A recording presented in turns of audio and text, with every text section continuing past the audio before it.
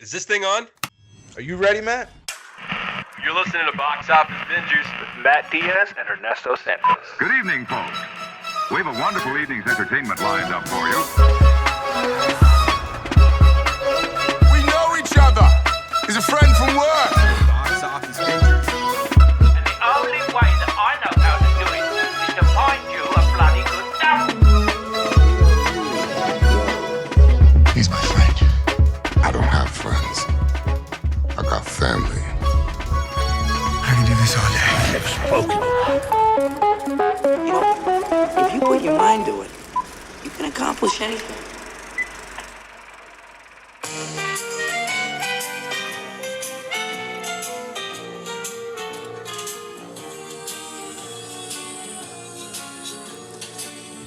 Oh, man. Ooh. You already know what time it is, Matt. This is an episode that we have been talking about for probably since the inception of this podcast. I feel like in some way, shape, or form, we've always talked about the Toy Story saga. Like we Yes. one way, shape, or another, we've always kind of talked about Toy Story, and especially when it pertains to the original trilogy, and of course my feelings on the fourth one. But we're here, Matt. We made it. It's Toy Story 5. I'm so excited about this. I know you are. I have many notes. I have many notes about this movie. I have many things to say about Toy Story 5. And we're also going to kind of talk. We're also going to talk about the first four, because for you, Matthew, Yeah. I've rewatched all four movies leading up to the fifth one. So, for those who don't know, as Ernesto pointed out, since the inception of this podcast, I think I remember, because we started our first episode back in November of 2019. In 2019, Toy Story 4 came out. So I believe it was like the beginning of 2020 or the end of 2019 where we did a like best of kind of. It was a version of a best of. I think we've kind of a better formula how we do it now. But Of course, yeah. back then we were still figuring it out. But either way, it was a version of that.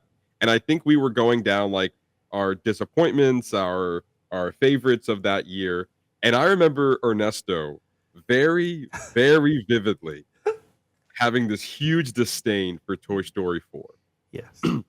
How, and there's all these reasons. If you want to go back and listen to it, like, I don't know, like episode 10 or something, we're now on 297. Yeah.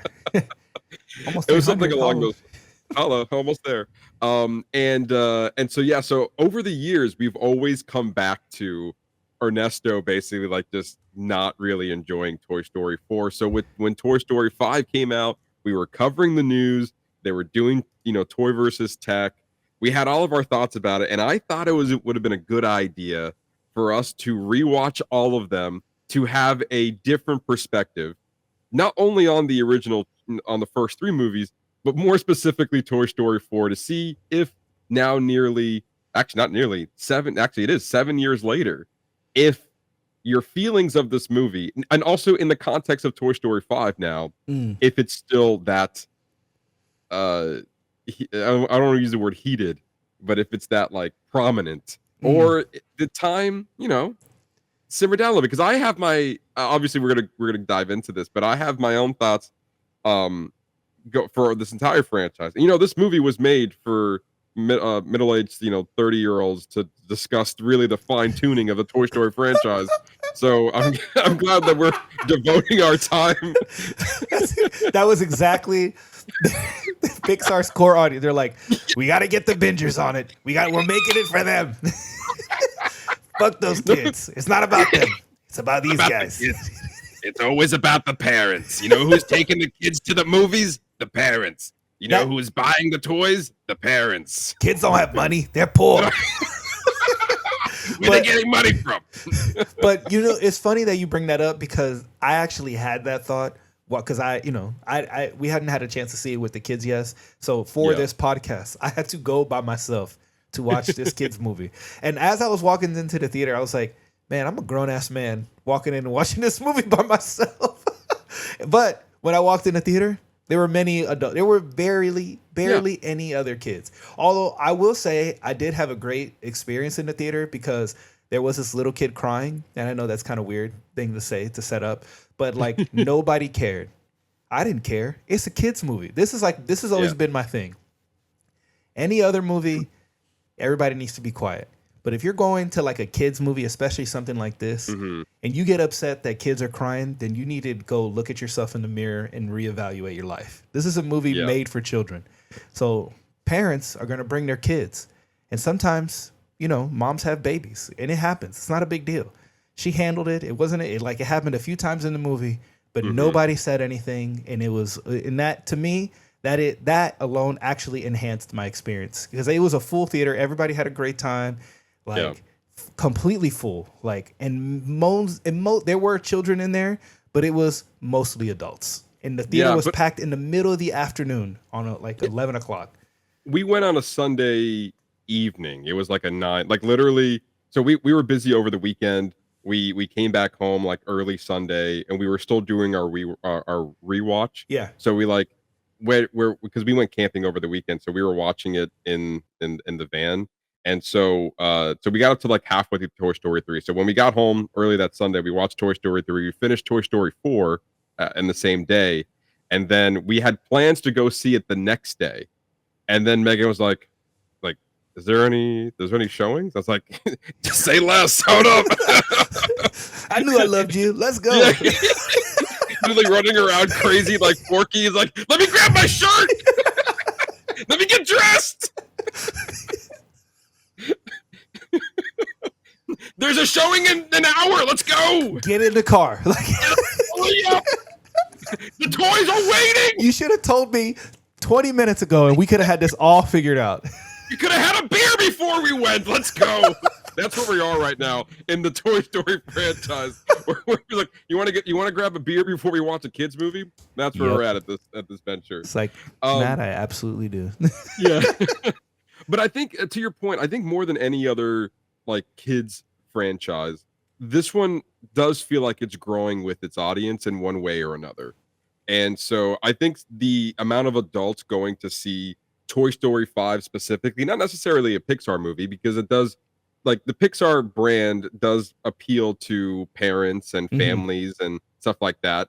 And so, like, obviously you want to bring the whole family together, but the Toy Story franchise in particular, I feel like it's really pushing on the nostalgia factor of people like really feeling this connection to these characters for one way or another. And also us living in Orlando, we see it every fucking day when you go to a theme park. Like they have that branding everywhere. So it's like, it's almost, you know, it's part of you, especially if you grew up with it, more so than any other, you know, I would argue any other Disney or Pixar franchise out there. Like, this one's very prominent and it appeals to a massive audience. And so, yeah, it makes a lot of sense that, like, you know, just adults will want to go see what the next adventure holds for these toys. I mean, the original one came out in 96, 95? 96? Yeah, I think it's 95. I think you're right. So, let's see. I was 7. I was 7 years old when the original Toy Story movie came out. 95. Yeah, I was 1. Wow. Sometimes I forget how much younger you are than me. But we are. There's a little bit of an age gap here, but that's okay. Because then the second one came out 4 years later in 99. I remember actually seeing this one in the theaters. So I've been seeing these movies in theaters since the second one. Obviously, my mom to my knowledge, my mom didn't take me to go see Toy Story when I was a baby. Yeah, you were that crying baby. And I was that crying baby. The kid likes toys. Let's go see it. Come on. Let's go. But yeah, you know what? Let's dive right into it. So what we're gonna do is before we have our spoiler review on Toy Story 5, we kind of want to go over the entire franchise as a whole, see if it more or less does it hold up, does it resonate still, does the impact is still there. This is a very for me, it's a very personal franchise. You know, I grew up with it. I had the toys. I watched the movies constantly. I mean, the first 3 movies upon rewatch, it's like I didn't miss a beat. Like, I remember a lot of the same elements, or a lot of the same beats, the emotions. But now it's been, I don't know, I would say a good, maybe I might have done a rewatch when Toy Story 4 came out. So I can about confidently say it's been a good 7 years since I rewatched these movies, if not longer. It's And much so, stronger for me. I yeah. couldn't even. I don't even remember the last time before watching it this past week. When's the last time I watched the original Toy Story, or So- even the first three, even the Yeah. original trilogy? Like maybe here and there, like if the kids had it on in the background, like maybe I catch Yeah. a scene here and there, but nothing like we're dedicated to sit down and this is what we're watching. Right. So with that, we're gonna go one by one, and then obviously leading into Toy Story 5. So again, if you want to just hear our review, I know sometimes we go all over the place, and sometimes we don't mention it, but there's always timestamps on the bottom of the description. So if you just want to skip over to Toy Story 5, then you can go ahead and do that. However, I'm not sure what this conversation is going to hold, but I know it's going to be a good one. So let's start with Toy Story 1. Ernesto, how'd you feel about it after all these years later? To me, it like you were just mentioning, I think it still holds up. The original is a classic. It's the one that brings us into this world and like sets everything up. But it does it in such an effective manner that rewatching it, even though I've probably seen this movie like 100 times growing up, still great. Still a great story. Something that's still relevant today. You know, jealousy being replaced.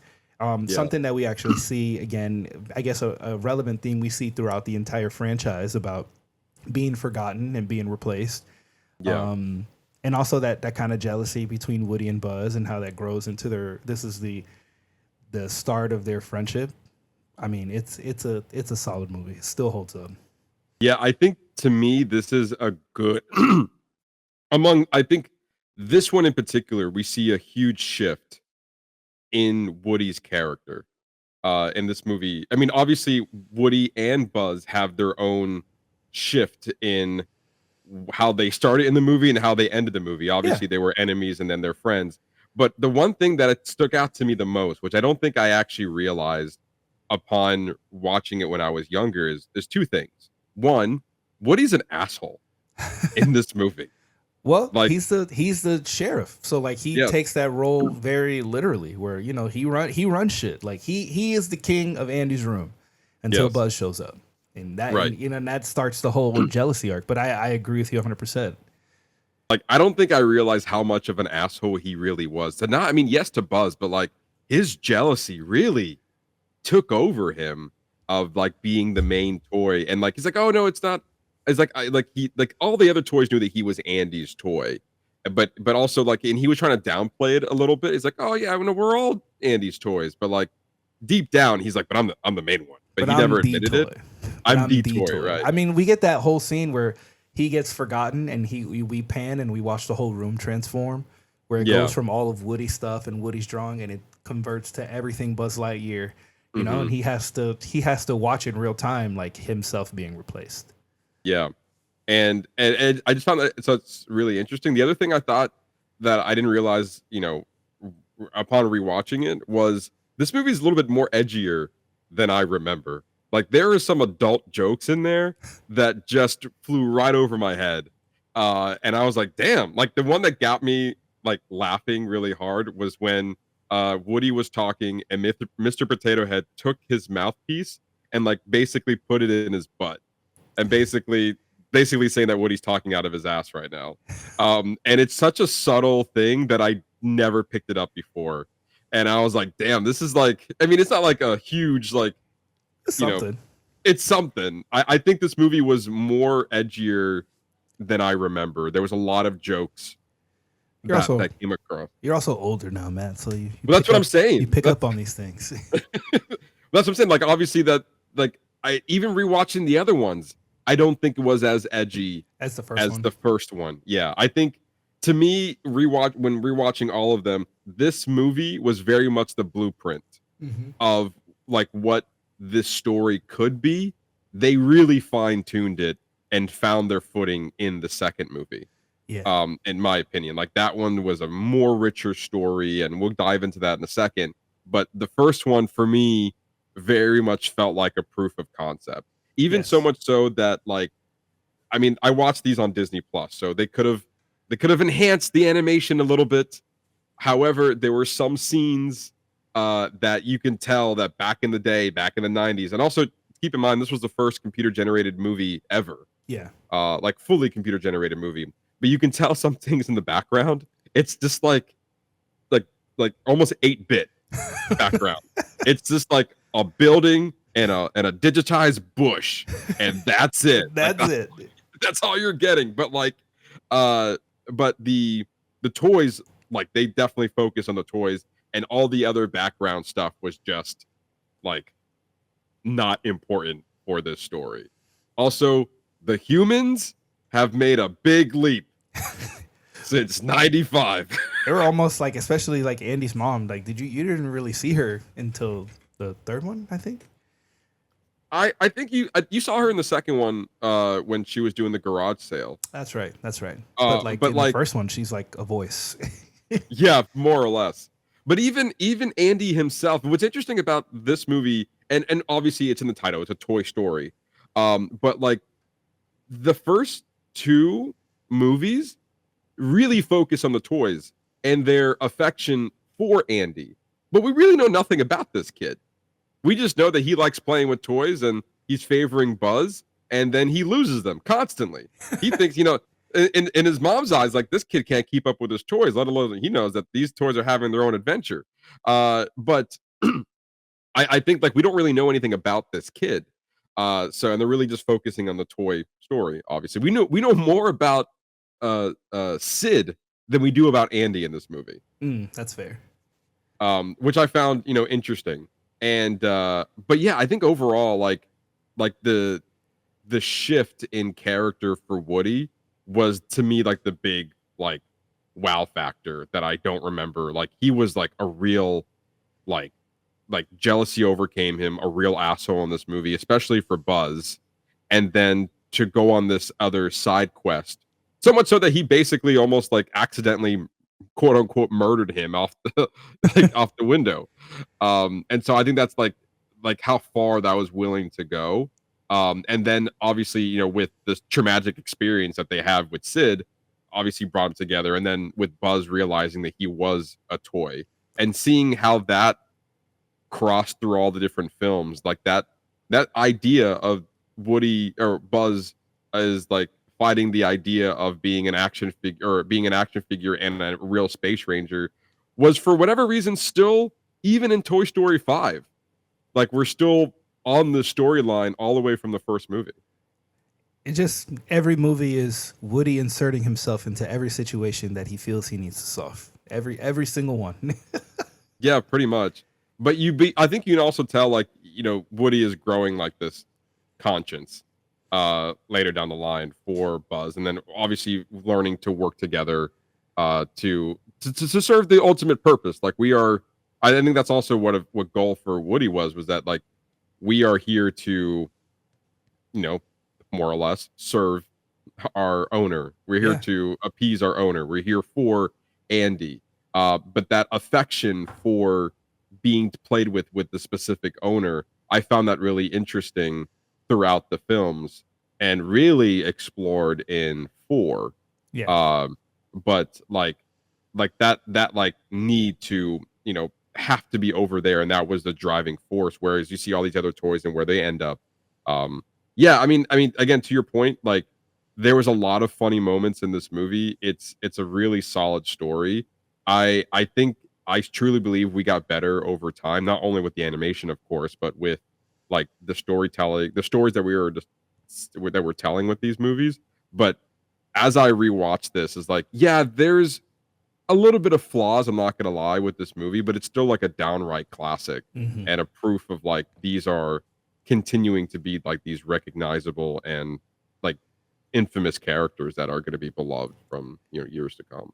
I think the concept of this world that they've created was good enough that you see that even if the story was like not as fully fulfilled as much of the other films, that it's fine. That it's a great, like you mentioned, it's a great setup. Because I actually agree with you. I think, at least for me, the Toy Story the original trilogy, I feel like every story is 2 is better than 1 and 3 is better than 2. Like they just get progressively better. Yeah, and that's a hard thing to do.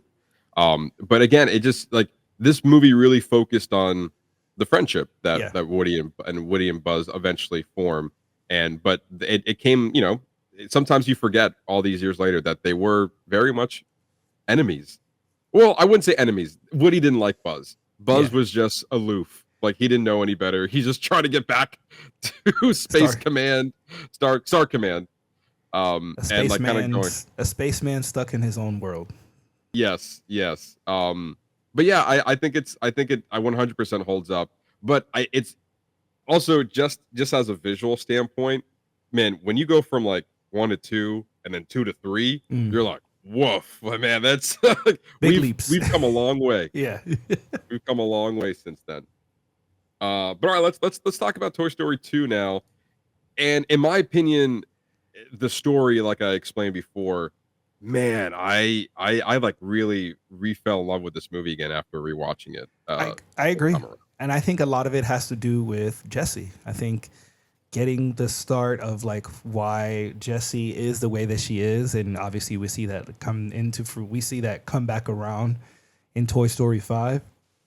I think it was this idea that we always thought of, like, what happens if a kid loses their toy? Like, if toys are real, what is that what is that like for that person to go to? Everybody deals with abandonment in their own way, and it's something that we even as human beings that we relate to. Like of course we relate to that. So it was just a very easy story to latch onto. The feeling of like, what does it feel like to be abandoned and not know if that person loves you back, or if you want to, or if that person even wants anything to do with you, or if they even remember you.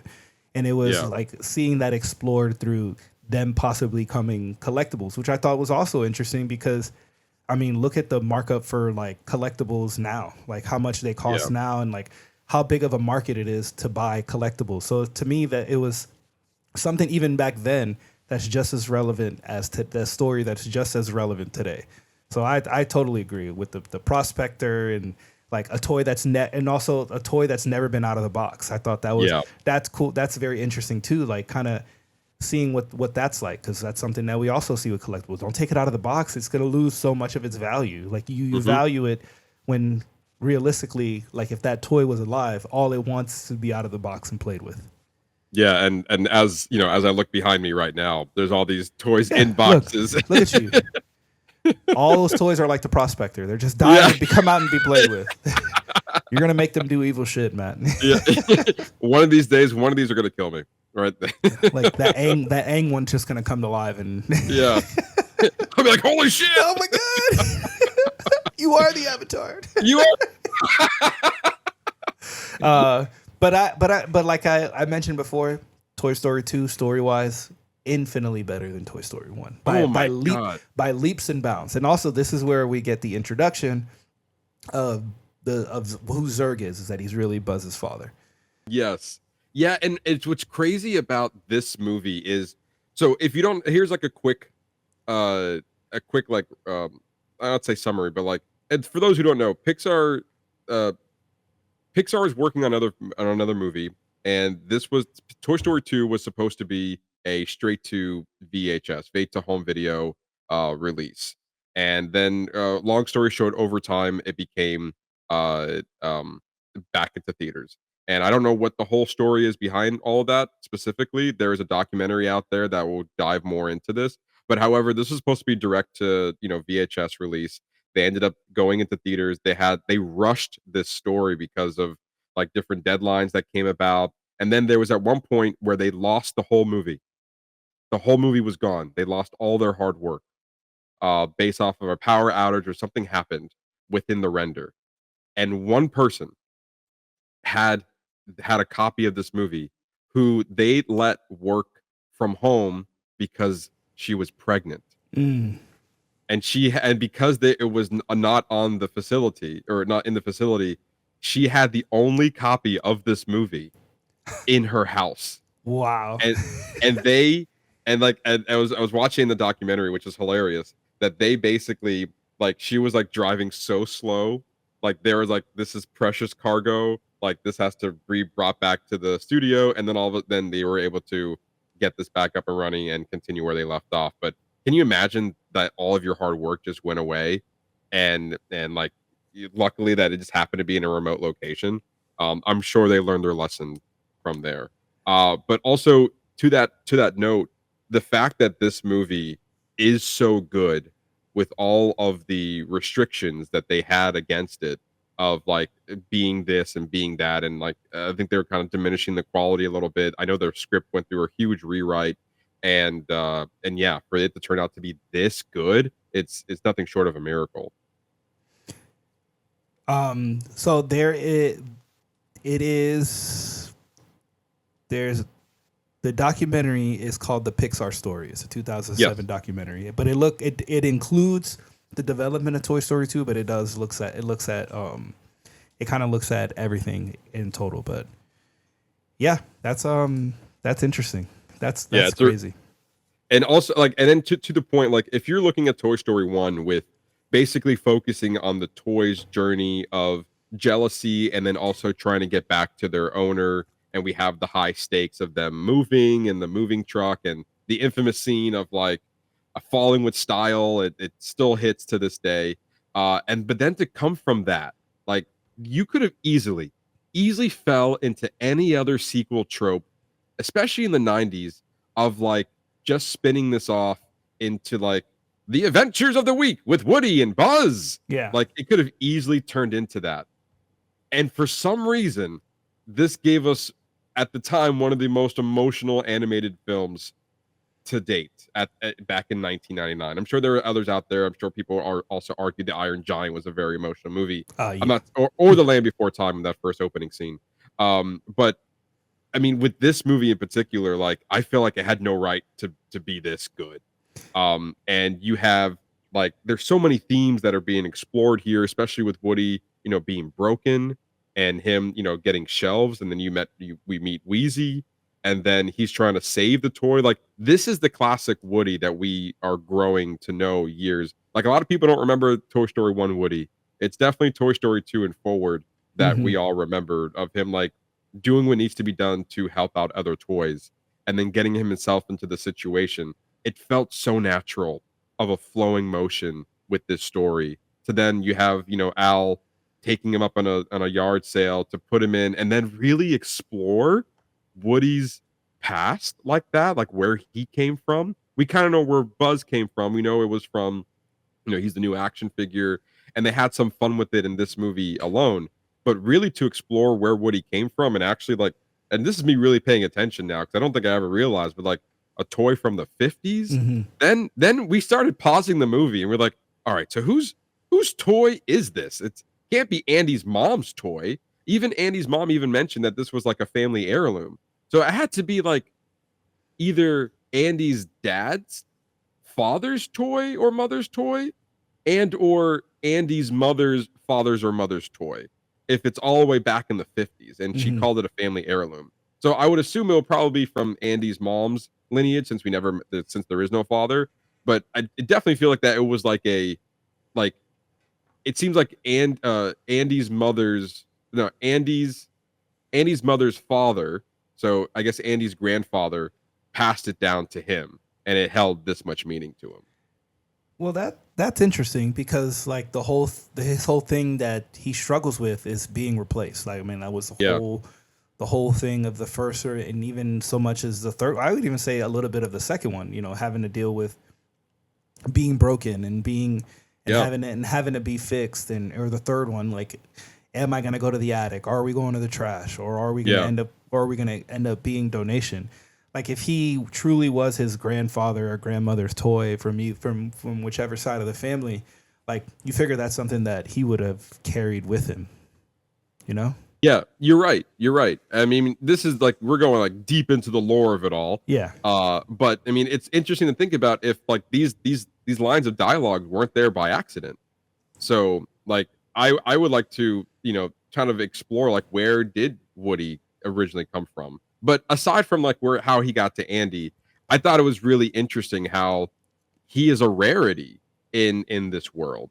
Like, obviously Al couldn't find him online, clearly, or anywhere else. Yeah. And so it was like a big deal that he found it, and it was a big deal that Jessie, Bullseye, and Pete, even saw a Woody, and also all the memorabilia around the show. The fact that it was being canceled, the fact that he said like Sputnik, which was like the Russian, going to space in the 50s, is that what canceled the show? It's like, that's deep cuts right there. Like you don't even, that goes right over your head if you didn't know that, especially as a kid. That's really interesting. I think another theme that's kind of like the opposite of that is Buzz, whereas like in the second one, you go to the supermarket and there's an entire aisle of Buzz Lightyears. Like, or even in the fifth one where we get the whole army of high tech buzzes. So that's an interesting like dichotomy between both of them. Whereas Woody is this ultra rare toy that you can't find anywhere, and Buzz Lightyear, you can find 15 million versions of him everywhere throughout the entire franchise. Yeah, seriously, like it never ends with this guy. Yeah, exactly. Jeez. I know, right? Calm down. But yeah, I think it's really interesting. Like, I think like Buzz, they really separated the story because for a whole movie to feature Woody and Buzz in the first movie, like rekindling their friendship, again, an interesting story tactic to be like, now he is basically the leader of Andy's room while Woody's away, and this flows right into that, and their stories are very separate from one another. And you can see that they both over the years respect each other as like, even in Toy Story 5 where they were having fun with like, oh, I'm the leader now. No, I'm the leader. It's like, well, I'm the deputy. Yes. But like, even so, like they both resumed that like leadership role at many, throughout this franchise.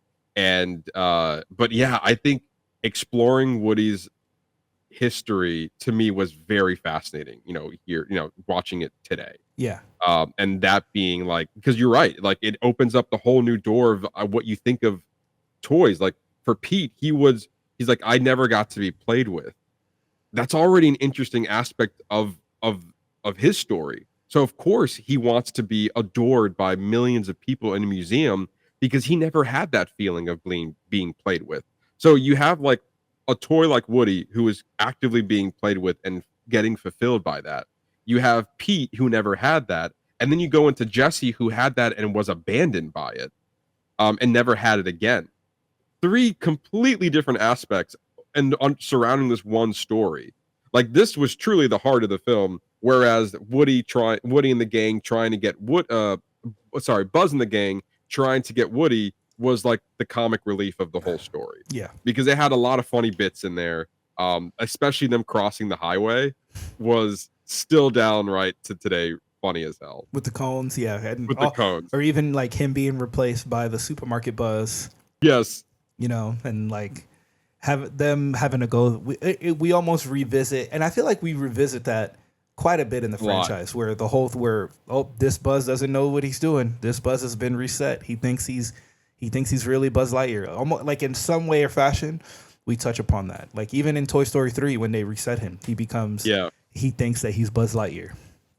Which is weird that they keep revisiting that notion. Like you would think after the first movie, we're done with it. And to be honest, 5. We did it again in Toy Story 5 as well. I was about to say that. I feel like that we are like, we get it. Like since the first movie, like Toy Story 5 specifically, I was like, again? We're doing this again? Like, I mean, sure, it's kind of funny, but like, for real? All right. Okay. All right. Yeah. But yeah, the idea of all of that, and then I think with Buzz, he was very much the comic relief in Toy Story 2, like with Zurg and being his father, and it was over exaggerated. And to me, it was so funny when like who's the real Buzz, and then like he just undoes the thing, the helmet, and he's like, and he goes, they're like, Buzz, and like, oh, okay, yeah, he's like, we've done. And I think to me, it hits. It's funnier because we went through the first movie. Yeah, we went through the same trials and tribulations with this already. So the fact that it's like over exaggerated in this movie, to me it enhances like the comedy beats. Yeah, and really like solidifies how much Toy Story 2 is just. It's such a good story. And then obviously we have Jessie and that when somebody it's with who's that? Sarah McLachlan. Sarah McLachlan. And then so I was trying to find that documentary, and it says when she recorded, apparently it's one of the most emotional moments in Pixar history, because when Sarah McLachlan recorded the song, she reportedly cried during the session because it hit so hard. Mm-hmm. Just drawing on abandonment, and I agree. I mean, it's one of the best parts of the movie. Yeah, and like to me, just that, that 3 minute scene, 3 to 4 minute scene with no dialogue, you instantly get it. Like it was done so well that you instantly understand where Jesse's coming from, and even being older watching these movies, you understand where Pete's coming from. Like everyone is valid in their own like state of mind at that moment and who those characters are. And there's really, in my opinion, no wrong answer of how you're feeling at this moment. It's just at that point just comes down to choices. Like for Pete, he could still be fulfilled by being in a box and being adored by millions of people behind glass. Like that could have worked for him, but he doesn't know any different. And now he's with a Barbie, so who knows what's gonna happen? We never seen him again. Yeah, we do. So That's funny. So he could be having a whole new adventure out there. But yeah, and then the whole plane scene for me is also iconic. It's just like it's like seeing a different perspective of like even back then, I just remember like, so that's what happens when the suitcase leaves the airport. Damn, like who knew? Like I always was like, I wonder if that's really what it looks like. All those conveyor belts crossing each other. But yeah, it's such to me like this is an instant classic. This is like Toy Story could walk, so Toy Story 2 can run. Well, but then also again, very quickly, another movie that doesn't really involve Andy at all. Andy is just our vehicle of the human that we can maybe put ourselves in. Like we are Andy. Like we like to think that we are playing with our toys nicely and all that stuff. So like, I think we are just like, because Andy just went to camp. Like he played with him in the beginning of the movie, and then he's like off to cowboy camp, and then he just fucks off for the whole rest of the movie. He does, and then he comes back and he's like new toys, and then like he doesn't ask any questions. Mom does have no idea how they got this, but whatever. like oh, they're ours now. Yeah. I guess we're completing the collection. Yeah. I guess clearly Andy's not an enthusiast, or else you would look for Stinky Pete. Yeah, exactly. So, but yeah, like even at the very end when you got like Wheezy's fixed and you got a friend in me, it's classic. Also, the outtakes at the end of the movie, like this Pixar, you should have continued doing that. That's classic stuff right there. But yeah, I mean, yeah, this to me, I had a really good time rewatching this movie, and really a couple of things to think about. And then we get to Toy Story 3, where we are now 11 years removed from Toy Story 1 and Toy Story 2. And I remember vividly the trailers. And I remember like when this movie was being announced, and like all they said was Andy's all grown up. And you're like, what happened? Again, give them all the credit. This movie and the sequel could have kept Andy at that age for as long as they wanted. Yeah. Like they could have easily found the cheap way out and just be like, Andy's always 10 and Andy's like maybe a little bit older, but we're always just the adventures of these toys. But they hit a different chord when they made Toy Story 3. Well, I think this is where they proved that this story grew with their audience, because being so many years removed, and we're at the point where we ask the next question: what happens when you don't want your toys anymore? What happened when you're done? Where you fulfilled that part, when you're done with that part of your life. And I think Toy Story 3 handles the idea of kids growing up and dealing with transition beautifully, and like how we can use whatever transition we're in to kind of honor where you were, but also show that you're ready for the next stage. And I think with the daycare and seeing, kind of going through, and we revisit the abandonment issue with Lotso and the big baby. I think that they handled it beautifully. And then we get that ending scene when they're like, you almost see that they've accepted death, like oh, this is it, like.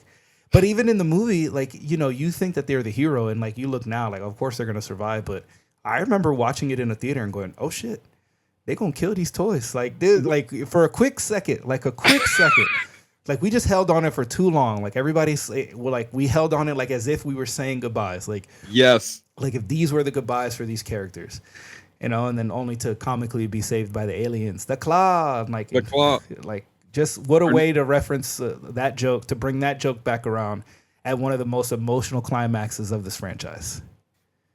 So 2010, Matt, right? We are in the transition between, we're basically, I'm like 2 years removed from college at that point. You're Andy. So I'm Andy. I'm still Andy with these movies growing up, right?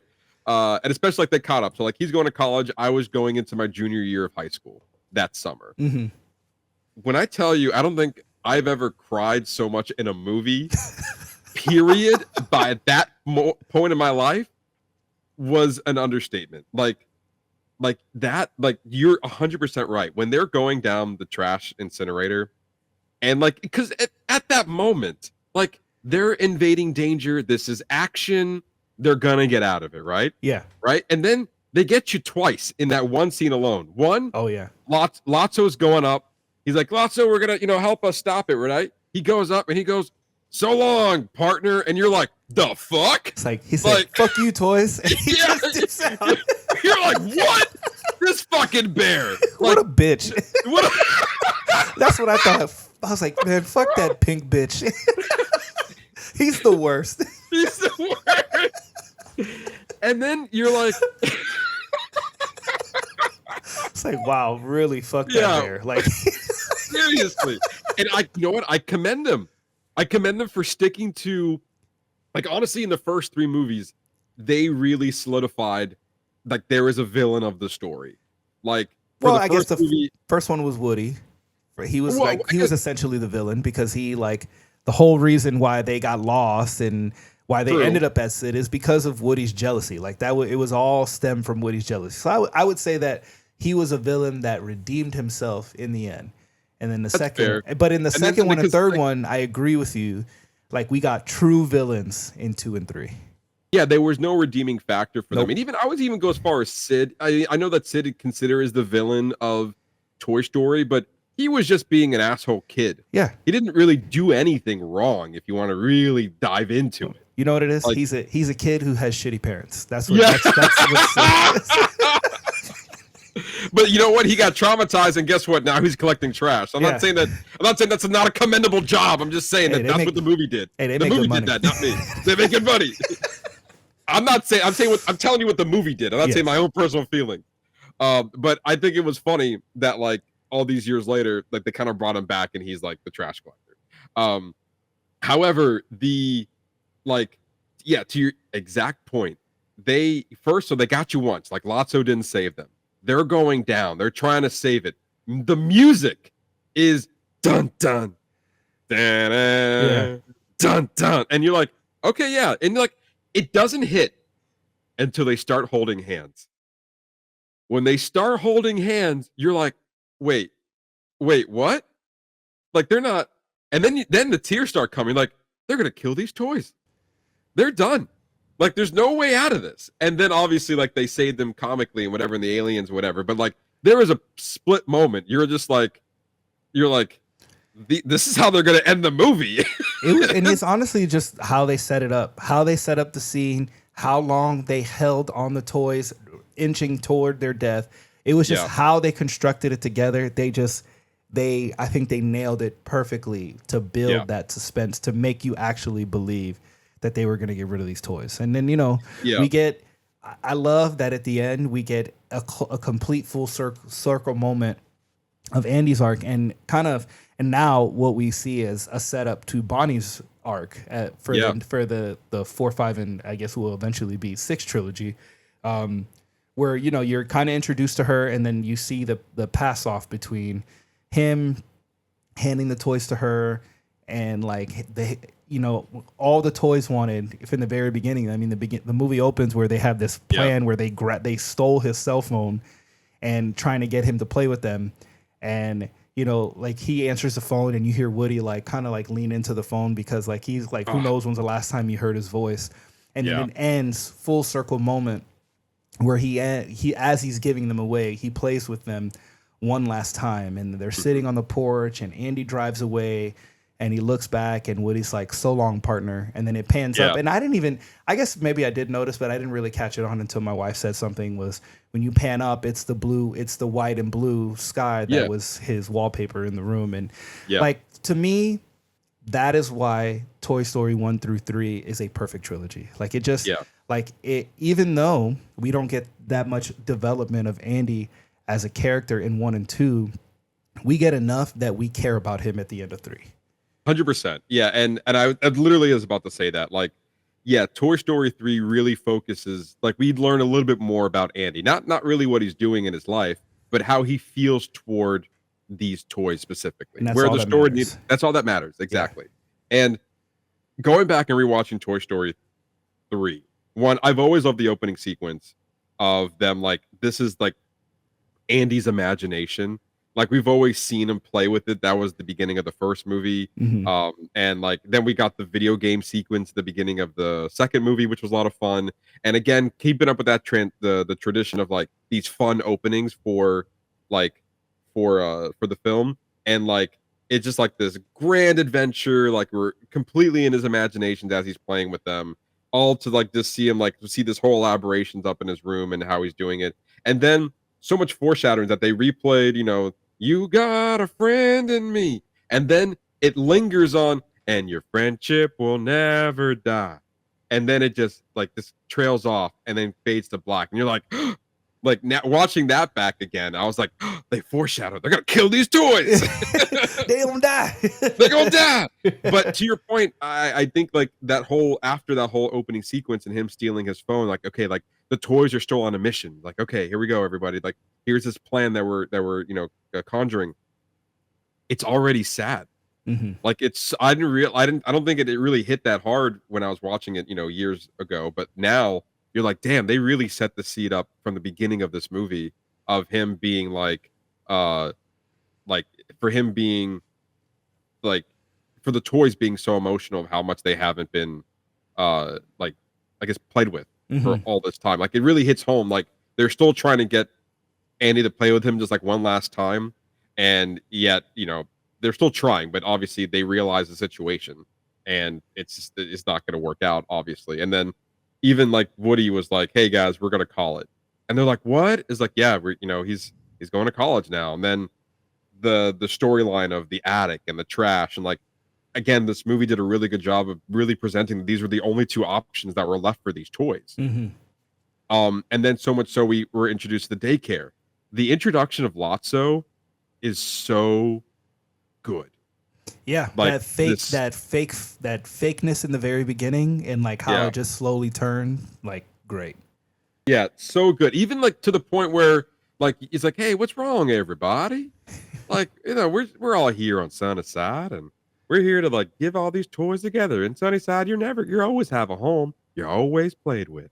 And in his mind, he's right in the sense of like, we got to pay our dues around here. Like, yeah, we would all love to be in the butterfly room, but we all got to, work our way up. We got to pay our dues. You got to like, be roughed around a little bit with these little kids. Like, it's like, all right, I see what his point is. Like, it's kind of a seniority thing. I get where he's coming from. And you follow along with him. And then what's so funny is that all these like these fake voices. And then literally when they're like playing like they're like gambling, basically, almost every toy just turned into Uncle Roger. It's like, all right, everybody, let's get your Monopoly money here. Here we go. You're like, what happened? And then like then the shift of his character of like lots of like, hey Ken, what's going on here? Like, oh, our Buzz showed initiative. Like, of course he gets to be in the other room. And then he's like, no, Buzz, like, I don't know. all the toys got to come back with us. And he's like, no, that ain't happening. He's like, no, you fucked up. No, I was talking about you. Yeah, I'm talking about you. I don't care about your other toys. Let's back up. I'm not talking about them. Yeah. But then there was also a storyline that I found interesting is like, were the toys at that moment being selfish? I think you can argue, but I think that at that point you can argue both sides, but I think that he put them there with ill intentions. Like he didn't like, they didn't know what they were signing up for. Now, What would have been more honest is if he had been, hey, shit's rough. but this is where you got to start. Everybody's got to start out there, and then we'll eventually work your way back. Not, oh, welcome to, you got plenty of kids who going to play with you. You'll never have a want for playtime. This is where you want to be. And then they just, they just get absolutely destroyed by the toddlers. Right. Also, again, another great setup. Another conflict in mind. Woody wanting to be with Andy, that was his whole storyline. Makes a lot of sense. And because Woody's like, how can he argue with hey, we're gonna be in the attic rather than being at a daycare? And he's under the mindset of we're always here for Andy. That is what we are. We are here for Andy no matter what. And that's just such a great back and forth, great conflict between what these other toys want and what Woody is to Andy, because obviously Andy means more to Woody than the other toys. It's very clear. Yeah. But you see where Woody's coming from, you see where the toys are coming from, and then even Woody again, kind of coming back to his old assholeness. There was he's Buzz went out there and went to go shake his hand, and Woody was so long, and then just turned around and almost instantly regretted it, but stuck to it. You're damn, that's character. He was salty that nobody wanted to come with him. He was everybody wanted to stay there, and he was the only one who was well, fuck you then, I'm leaving.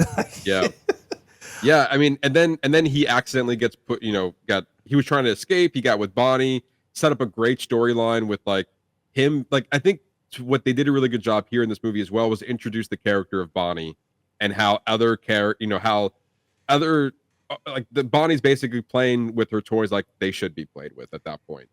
I would also say a better introduction of a big group of other toy characters. Something we see in Toy Story 4, but is set up way more effective in Toy Story 3. We get introduced to the entire room of Bonnie's room of characters who we've grown with in 4 and 5 in the new set of Toy Story movies. But I just felt the way that they handled introducing all these new characters was just really effective. And given that this is the closeout of this trilogy, and they're spending time introducing all these new people. You make a really good point. I never really thought of it that way, because between the characters of Sunnyside and the characters in Bonnie's room, that's easily, I don't know, 10, 15 new characters that we're all trying to keep up with, while for some reason, right, this again, how this movie did a really good job with the storytelling, still putting the main focus on our core toys that we are familiar with. Because I would argue that more than any other movie, we had more scenes with Mr. Potato Head, with what's the pig's name? Porky? Is it Porky? What is his name? Why am I drawing a blank? I think it's Porky. Ham. His name is Ham. I was wrong. Between I feel we had more interactions with Mr. and Mrs. Potato Head, Rex, Ham, and Slinky, and the aliens, more so than we did in the first two movies. Yeah. I think they were, because the other movies, they were a little bit more toys. With the third movie, they really here are the core toys that we're working with, and we're gonna follow these toys, and they were more together in this movie than I would say any other movie, because the first movie they really focused on Woody and Buzz, and they were the side characters. Obviously, we had a group of characters follow Buzz, but they were still separated with Woody. In this movie, even though that Woody is still separated with the rest of the gang, I still think they did a really good job keeping them together for the majority of the movie. And that's kind of what you want as on a closeout, as a finale at the time. You want them to be together. We want them to see them on one last adventure. And then we also see and then to your point, the introduction of all these other characters, all these other toys, character storylines that just find a way to meld in there very, very nicely. And the prison break scene and Buzz Spanish mode, that's just a lot of fun. That's just Pixar showing off at that point. How much that they can still have this heartfelt story while still be really engaging of okay, because all this movie turned into a prison breakout all of a sudden, and we're following that story along. And I think that was just extremely well done. It was just really exciting. We had a lot of exciting scenes, like you said, the breakout scene, or Lotso catching them at the very end, and the kind of the showdown at the dumpster, and like how that evolved in heading to the dump. It was just it for a kids movie. It had no reason to be that good. Absolutely not. Absolutely not. And also they had no reason to put that dumpster scene in there. That was just mean. Like I'm watching this movie and it's like, this is mean. Like what like the you fuck? Like you to if you think about it, you could have put Lotso, like, you know, Big Baby picks him up, puts him in the dumpster, right? That's what happened. That's what you think should happen. What? That's what you think should happen. Like where he just dumps him and then we move on. He did. Yes, exactly. He did, because that's what Big Baby did. He threw him in the dumpster. He's like, screw you, bear. And then everyone could have like been happy, go home, and then they could have like rushed to the attic and still have the same ending, just without the dumpster scene. The fact that they went that far with it to add the stakes to it, they had no reason of doing that, and also had no reason to be that emotional and no reason to be that good. They were at the time just playing with your emotions, and I hate them and love them for it. I agree, totally agree. Because then after the whole dumpster scene, we get the resolution of like Lotso is just got tied up to the bed, you know, the bed of a, not the bed, but like the front of a truck, the grill of the truck. And that's what, you know, it's funny because that's what happens to some of the toys. Like truckers like to put, you know, tie them up and go along for the road. And then that's what he gets. That's what he deserves. Yep. It's like a grounded justice. Like they didn't go like, it doesn't like this movie continues, this whole first trilogy continues to stay grounded in its own reality. Yep. And so all of this stuff makes sense. And it's funny that they're kind of washing themselves off. We have a goodbye with the toys and Woody, which is like, right, like as he's going to go into the college box, instead of the other box, like the attic and everything. And they have like another emotional goodbye.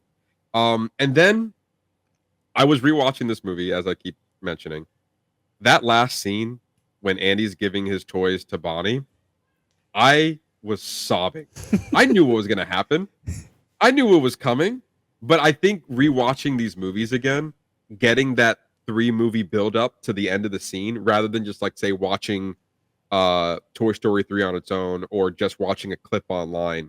I think going through that journey and then seeing it, I lost it. I was like, God damn it, man. I was like, what is it? 16 years later, I'm still crying like a fucking baby in this scene. But that's just how good it is. Yeah, I totally. That's just totally how agree. like it's one of the most perfect endings to not only a film but to a trilogy to this day. And also, when we originally saw this movie the first time, we were under the assumption that this was it, that this was the end of the toy, like this was the closeout to the Toy Story franchise. So you're saying these goodbyes, like for us, that's us. That was us saying goodbye to this beloved franchise. Yeah, 100%.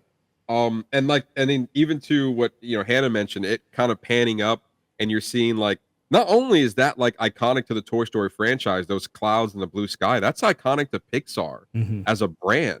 And like the fact that you see that and you're just like, damn, man, what a bookend that was. And also for this director to have been part of the Toy Story franchise, you know, he was there as a producer and writer.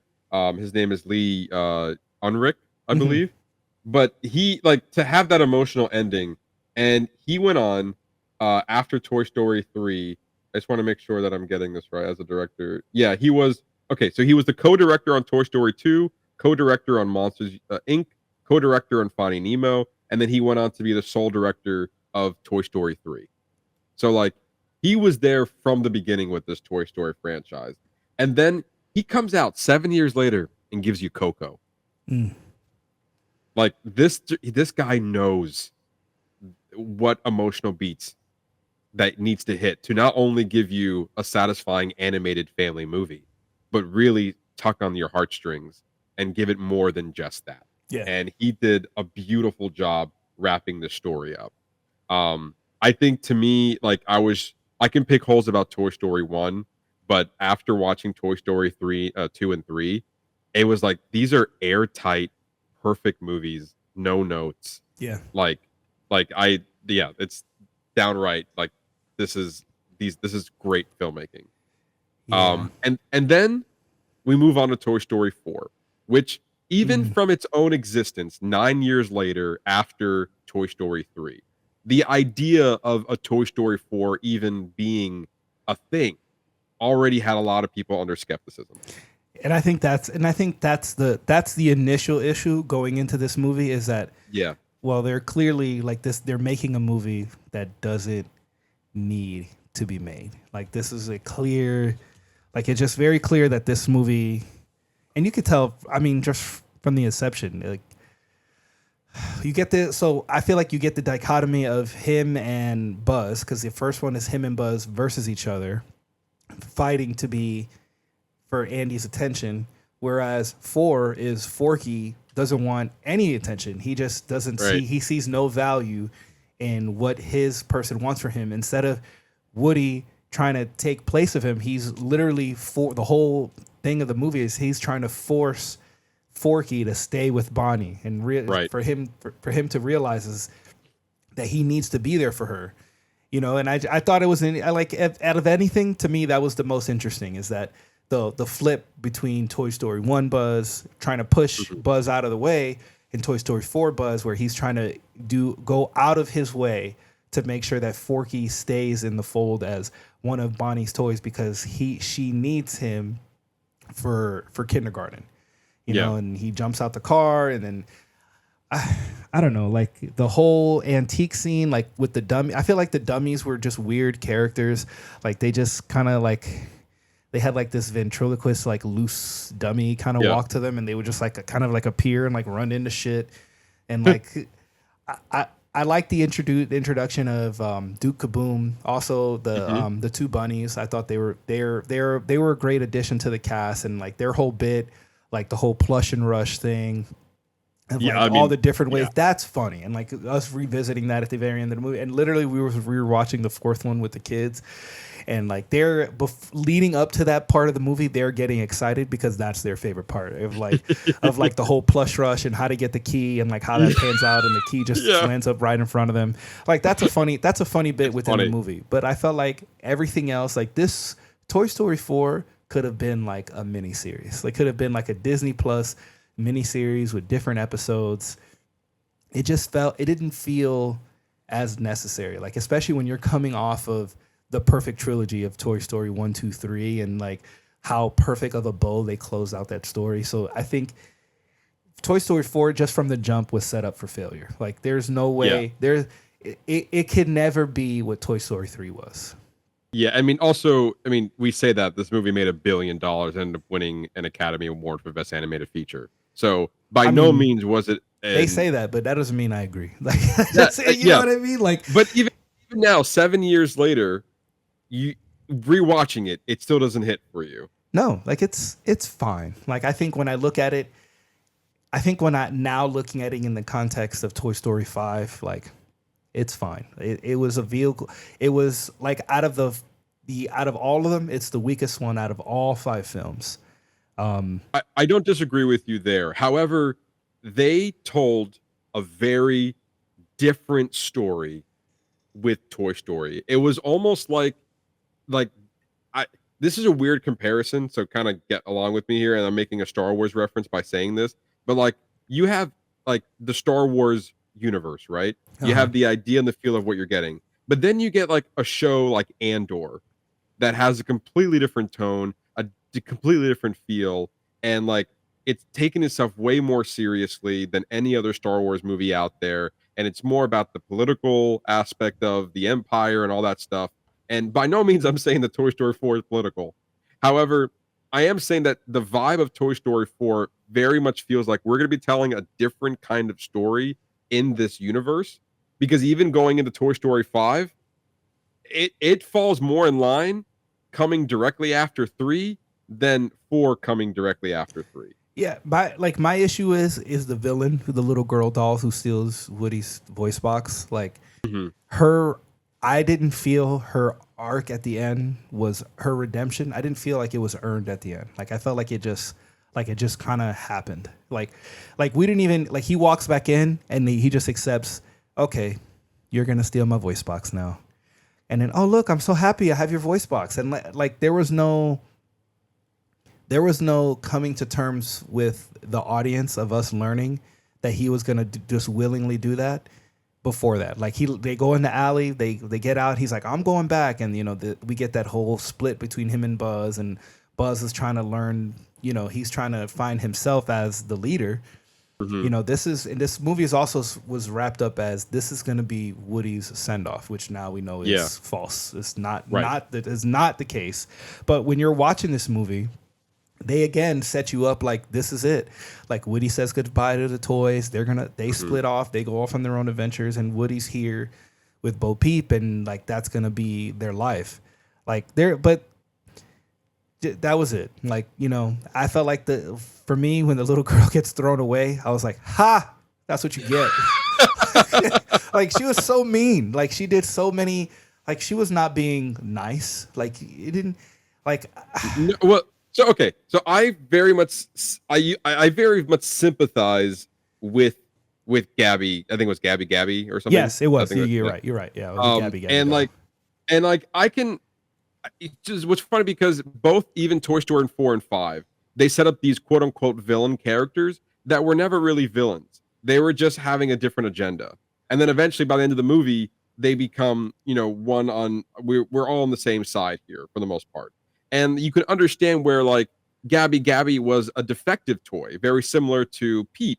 Pete was never taken out of the box, but with Gabby, she was obviously out of the box, but she was never played with because it was a defect. And you can tell that she was like striving for perfection when she's like touching up her makeup and all that stuff, and like making sure that she is the perfect, ideal looking toy to attract specifically one person, which was I forgot the name of the girl she was trying to go for, but like her idea was like I can only be perfect if I have the right voice box, and she was also old and in an antique store, so no one's really going and seeking her in this old shop anyway. So like I understood where she was coming from, but then you also have Woody in this story where he is definitely going through this existential crisis of like.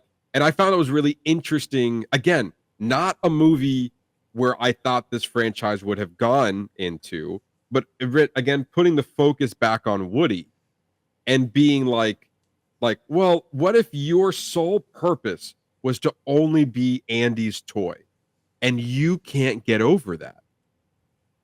That's an interesting story to go off of. Not the one I feel like they should have gone with, but now accepting for what the movie is, a very interesting one to explore. Yes, he's taking Forky's like, we're here for Bonnie. And right, he's like, and then he's like, Andy. He's like, who's Andy? He's like, I mean, Bonnie. Like he never got over it.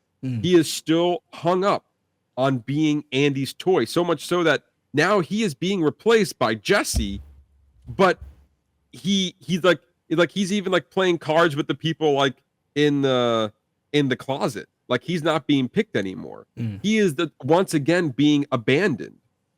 However, he's under this new pretense of being older, wiser. Like I've had my fulfillment with Andy, yet, what do I do now? What is my purpose?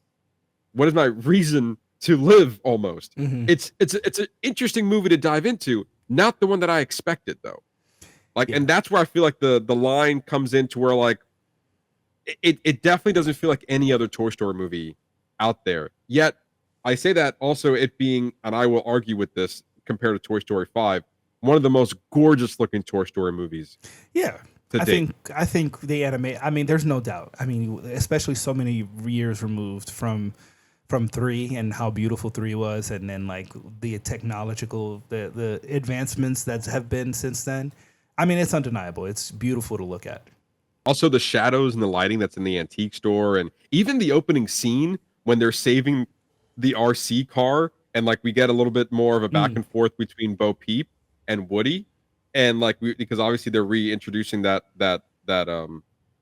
relationship, and also again going back to Andy, like going back into Andy's room, like they started the movie back up with we said goodbye to him 9 years later. Guess what? Now we're back in his room in a flashback.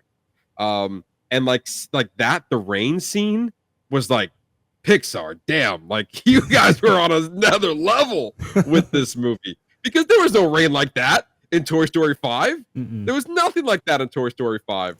Like they went above and beyond to like really explore different tactics. And I think to me, this was like oh, we're getting the budget to make a Toy Story movie. Let's experiment with shit. And you can tell. And I think they, at the end of the day, offered a strong story, especially for the character of Woody. But what I'm more disappointed about with this movie is that they really, like, including Buzz, sidelined everybody else. Yeah, like nobody else. Like everybody else was just like there for like a scene or two, just to kind of help progress a certain part of the story along. Like, you know, it just. And like, again, for Buzz to then, like, we're going after Woody again. We have to go find where Woody is. But then again, obviously Woody didn't like get taken or anything. He was, you know, saving Forky in that manner. But like, it's like Woody left the gang and had this weird storyline of like, follow your inner voice. And you're like, when did you become dumb again? Like, I don't understand. Like, that was just a weird story move to make Woody or make Buzz like this, like, aloof again. Like, that seems to be a common theme where they just like they make him like he's supposed to be this macho toy, but they make him so unsure of himself. Yes. Yeah. And then like even Jessie got sidelined. I mean, I love the like bringing back Bo Peep and seeing where she landed and like rescuing all these different toys and like I love that the bringing back that character, and especially for Woody. And if you look at this movie under perspective of this is Woody's film and Woody's story, I think it's great. But when you're comparing it to everything else, to your point, Ernesto, you start questioning the relevancy of why we're telling the story to begin with, which is, again, interesting because even leading up to Toy Story 4, we had a series of shorts. We had a series of 30-minute specials. Like there was a Halloween special. There was like somewhat of a Christmas special, but not really. It was like focusing on Rex and like these other like dino action toys. I think it was like Never Forgotten. I forgot the title. And there's also like a Halloween centric episode that put Jessie in the forefront, and they got like locked up in like the storage place or something. And like we meet Combat Carl, that's been introduced several times throughout this franchise after that. And so like I think that was a fun way to keep the franchise fresh by doing like these little smaller stories like you were mentioning. So then to go like full tilt in this other direction for Toy Story 4 definitely feels a little bit out of place. But I do think that the story that they told in this movie was really, really good. Just, I don't know how it really fits in with the rest of the franchise, especially that after Toy Story 4, where we have this heartfelt goodbye yet again of Woody saying goodbye to the rest of the toys, it gets immediately undercut in Toy Story 5, where they're literally just a walkie-talkie away of communicating. The only thing I think that they're setting up, and this maybe will come back in the sixth one, and we'll talk about it when we go into the fourth one, is the fourth one is introduced with Bo Peep of this whole colony of lost toys and of her finding lost toys. So for me, out of everything, I think that's going to be what I think is going to be relevant moving forward in the franchise, because we do see that part of the story, that's the like one main connection between 4 and 5, is that Woody is with Bo Peep finding lost toys, which is how they kind of ended the fourth one. Yeah, and I think that's why I think I really still like enjoy this movie, because like Woody finds his purpose again. Like we start the movie him being unsure and like I'm not really Bonnie's toy, to then basically finding purpose in his life of getting toys to other owners or other happiness or whatever. And again, it's an interesting story, just not the one that felt like it just feels out of place with the rest of the franchise. And I think that will always be it, but I still think it's a good movie nonetheless. It's fine. I think to me, it very much feels like an epilogue.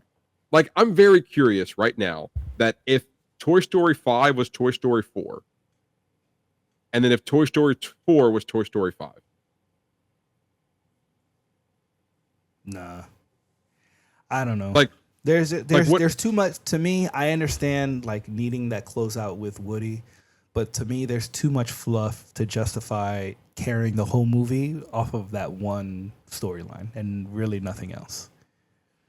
I mean, and we get to learn a little bit more about Bonnie. I feel like these later movies focus more, especially with Toy Story 5, we really know more about Bonnie than we ever did about Andy. That's true. And I would say that's probably the one positive thing out of 4 is is getting a little bit more exploration of the kid and like her development as a person. Because I think instead of like having the toys go on their adventures, we're really focusing on the relationship between the human and the toys, and that wasn't really explored in the first 3 movies. To some degree, like obviously we had Andy being our emotional connection, but we knew he loved these toys for the most part.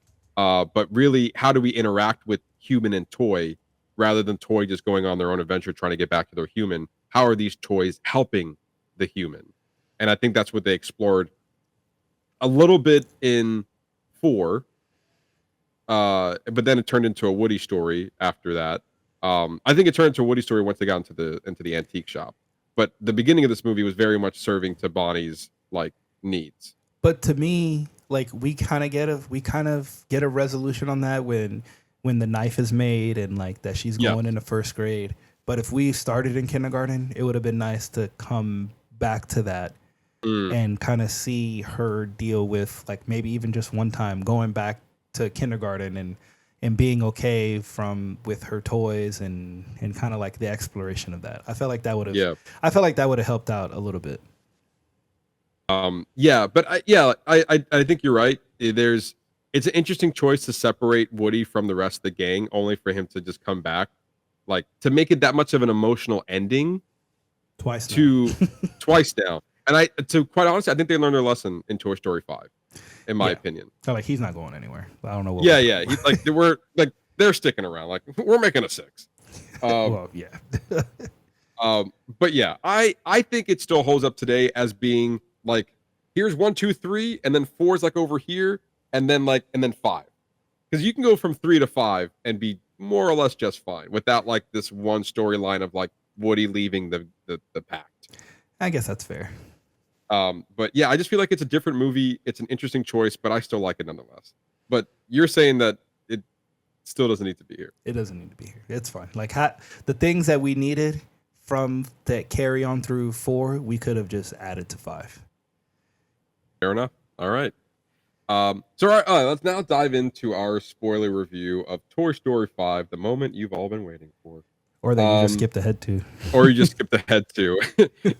If you just skipped ahead to Toy Story 5, welcome. But you missed a riveting conversation of the first 4 movies. Just letting you know that. Yeah.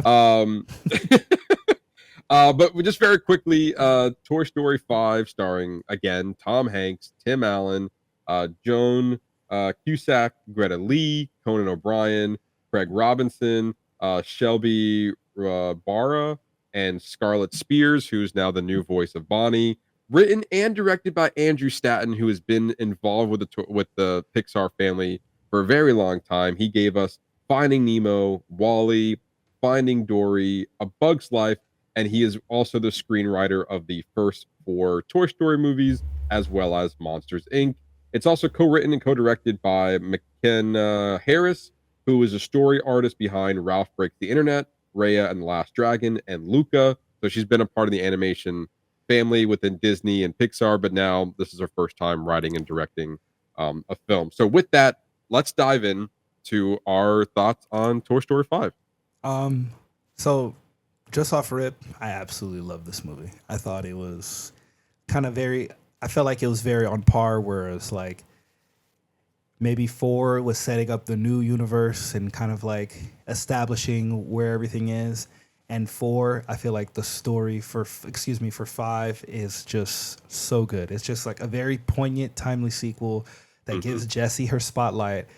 And it's earned while kind of thoughtfully exploring Tech's role in childhood through Bonnie's eyes, kind of balancing that nostalgia and modern relevance. I think that this movie is so relevant to how kids are growing up today, and I think that's where this movie is really hitting for me. I have a couple of points that I really want to go over. So, do you want me to go them all at once, or do you want to go point by point, and we kind of go from there? Oh well, I'll put a pause there. Let me say my opening thoughts, then we can go back and forth. Okay. I don't disagree with you. I think this is more, like I said, in line with what I felt like a Toy Story 4 should have been. Like from the jump, when they said that, hey, Toy Story 5 is going to be with tech versus toys. Amazing storyline. Like that's already from that that premise, I'm already invested. And then we got the first trailer and we see there's an iPad involved and them kind of fighting with the tech. I think that's a great reason to bring back the franchise. Yeah. And then also end up what we got was a lot of great like storylines between balancing the newest tech, some of the older tech, how toys are being played with, like all of that was really, really handled very well. Like I think like to me, they did a great job balancing the tech versus toy storyline. 100%. And also coming to a resolution where if there's no enemy with tech is here to stay. Mm-hmm. And like I think that even Woody, there was a line where he's like, I don't know, Jesse, toys for play, but tech is for everything else. And like he's right. It's true. Like there's no stopping what tech can do. But I think what the movie explored and what we'll later discuss, they handled it so well that like it was like you can have both. Yeah. And I think they did a really good job exploring that storyline. And I think it's a great movie for kids too, to kind of learn like what even Bonnie went through, specifically with the cyberbullying. It's like that hits hard no matter what age you are. I'm sure there's a lot of people who got cyberbullied, and especially as you're a kid trying to grow up and be like, oh, I'm too old for toys. Like we never really got that with Andy. We skipped that whole journey with him. He was a young kid, and then we instantly got into college. So the fact that this movie kind of explored, like we mentioned earlier, of the relationship between the human and the toys, and how the toys are helping their owner Bonnie, I think this is a great balance and a great introduction with these characters. And I think putting Jessie on the spotlight was like a really smart move, especially when you had all of Toy Story 4 focusing on Woody, to really give him a back seat on this and really give the other, I really would just say Jessie and Bullseye to shine, because they literally put the other toys in a box. Yeah. So but for me it worked. For me it worked within the narrative. So there's a couple of things I definitely want to talk about. So initially it was kind of the overall feel and like the whole tech theme. The secondly would be Jessie's arc. I have a note I want to say about Buzz Lightyear, because I felt like it was just out of everything that was like a weird side arc, and then kind of where we are leading up to what possibly will be the Bonnie trilogy of 4, 5, and 6. So starting initially with the overall feel and kind of like the tech theme. Like this one actually feels necessary for the franchise because it actually deals with kids growing up now. Screen time, friendship, struggles, and the balance of tech in play as tech as a part of play, as opposed to it just being games. Something that Jessie kind of she mentions in the film. I think it shows both sides really well. Like the dangers of being distracted at work. Something I thought that, we haven't seen in other films, where literally there's a chase scene and the toys are crashing through the house and everybody's on their devices and nobody's paying attention to what's happening. Or another scene is when Snappy is at the window and she's taking pictures of Blaze showing up to the house, and the dad is literally changing Zoom backgrounds at work. Like he's supposed to be at work and they're playing around, changing backgrounds and stuff, and not even noticing of what is happening in the literal space right behind him. A theme that we haven't really seen in other films, but it showcases like just how distracted people are on their computers, on their devices. Kind of everybody being glued to their devices, and like showing Bonnie's transition, I thought was one of the strongest points of this film. In the very beginning, her room is very clean and playful, and then it immediately switches to where it's like there's trash everywhere, and it's like she's completely zoned out, or she's laying on the floor and the little Roomba thing just knocks into her and she picks her leg up.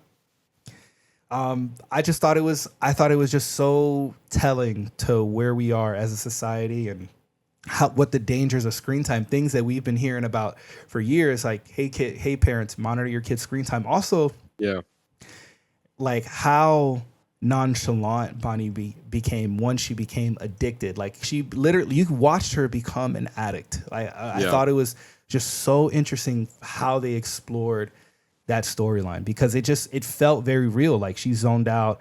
her mom's talking to her. She's not even looking at her, like kind of and like very monotone answering. It felt very real. You made a really good point about also like Bonnie's. It seemed like in that scene, Bonnie's mom was telling her like, okay, we're gonna give you the rest of the day to kind of get used to it. But then after that, I feel like she was about to say, and then we're gonna talk about screen time. But because we were in the perspective of Bonnie, it kind of zoned out what the rest of her mom was going to say. Yeah, like and she was just completely addicted. Right. And also I do like, even before the lily pad was even purchased, we had a scene with the mother and the father being like, you think this is the right idea? And we're like, I don't know, but we're gonna go for it anyway. That uncertainty of introducing tech to your child. I thought that was a really good, like a very short scene, but one that I felt like kind of emphasizes that like we're not sure, we're not sure if this is the right move, but we're gonna do it anyway and see what happens, because this could be the tool that can help our daughter make new friends. But it felt so valid in their reasoning for wanting to do the thing, because literally everyone who they interact with, if they want her to make friends, that is where all the kids are making friends now, is on this device. They're linking up together digitally and meeting with each other online in group chats and in different games and doing these different things. And if you want to be in the know, that's what you have to do. But I think where we end up in the movie, I think it does highlight the dangers, but at the very end, I feel like it does show how tech can enhance things given moderation. Like at the very end, lily pad helps Bonnie make a real friend with Blaze. She's involved in that whole setup with the toys to get them together. She wasn't, this is where kind of lily pad switches and becomes more of a hero as opposed to being the villain of the story. She realizing that what she was doing was actually hurting, thinking that she was going to be the only way for Bonnie to grow and make friends, and realizing that some of these things that they need, these guardrails, that maybe not to be so all in on one thing. And we see at the very end, she helps her. And also when they do the wedding at the very end, lily pad is literally playing the organ. I'm sure they're just playing a track from some app or whatever. But for me, it was a beautiful integration of how tech can enhance play as opposed to replace play. Yeah, but I think you also made a good point of the character of the lily pad, because the character of lily pad was just as much as the toys were to service your human. So she thought that she thought she was doing what was best for Bonnie, and like keeping up with the trends, and like, oh, there's already inside jokes. Like she was like, you can understand it in that perspective of like, hey, I'm trying to help Bonnie make friends, and that's what the goal is. And then she was like, even the toys were like, we're working with Bonnie to make sure she has a friend like all summer. And she's like, oh, I can do that. And then all of a sudden, like now she has friends, and like online friends. And she's like, I don't understand that. And then there's a funny bit with him. It's like, all right, I'll choose this part of the attic. It's like, it's like she did that so fast, like, and that's it. But I think that again, that was just such like, even in the introduction of like online friends are not really true friends, and then even the cyberbullying and aspect of that that was later in the movie, or like, hey, these are the friends you think you have. You go to this this sleepover, and everyone's just on their devices all night, and like they weren't really communicating. And then like the next day, online stuff, like that was done so well. And then her switch of being like, oh my god, I was the cause of Bonnie being unhappy. She doesn't need me anymore, and basically threw herself away. So much so that while like lily pad was having her crisis of like, I'm not needed, I'm just making things worse, we have at the same time Jessie realizing through interacting with the other older techs that like this can actually be a good useful tool to like do things that we were we're have trouble with in the past. And I think that they did, again, a really good job exploring, like, to your point, the balance between toy and tech and how they can work together to achieve the same goal. But also, they did a really good job also showcasing, in a very simple way, affecting the dangers of that as well.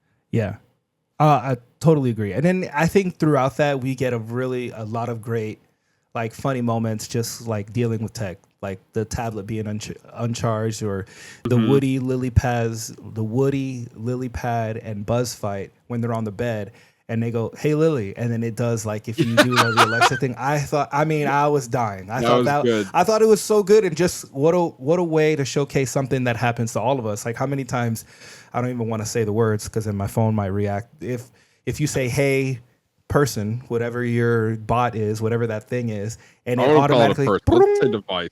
You know what I mean. Yeah. But where you say the thing and it like that's something that's so true now. And like they're like, "Hey Lily Pad," and it's like it shows up the little icon and she does whatever she has to do, whatever, like trying to pull up the message. She's like, "Yes, I'll send the message." Yeah. Or it not being charged and like her almost being like drunk when she woke up. Like, what? Yeah. 10% uncharged, 10% battery. It's like, yeah, we're gonna unplug you again if you don't do what we want. Like, I think that was really hilariously explored through Conan O'Brien's Smarty Pants. yes. Like him with the low battery. He's like, Oh yeah.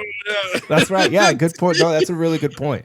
And then like they replace the battery and he's like, "Whoa, mama!" And then like it just What a rush. Yeah.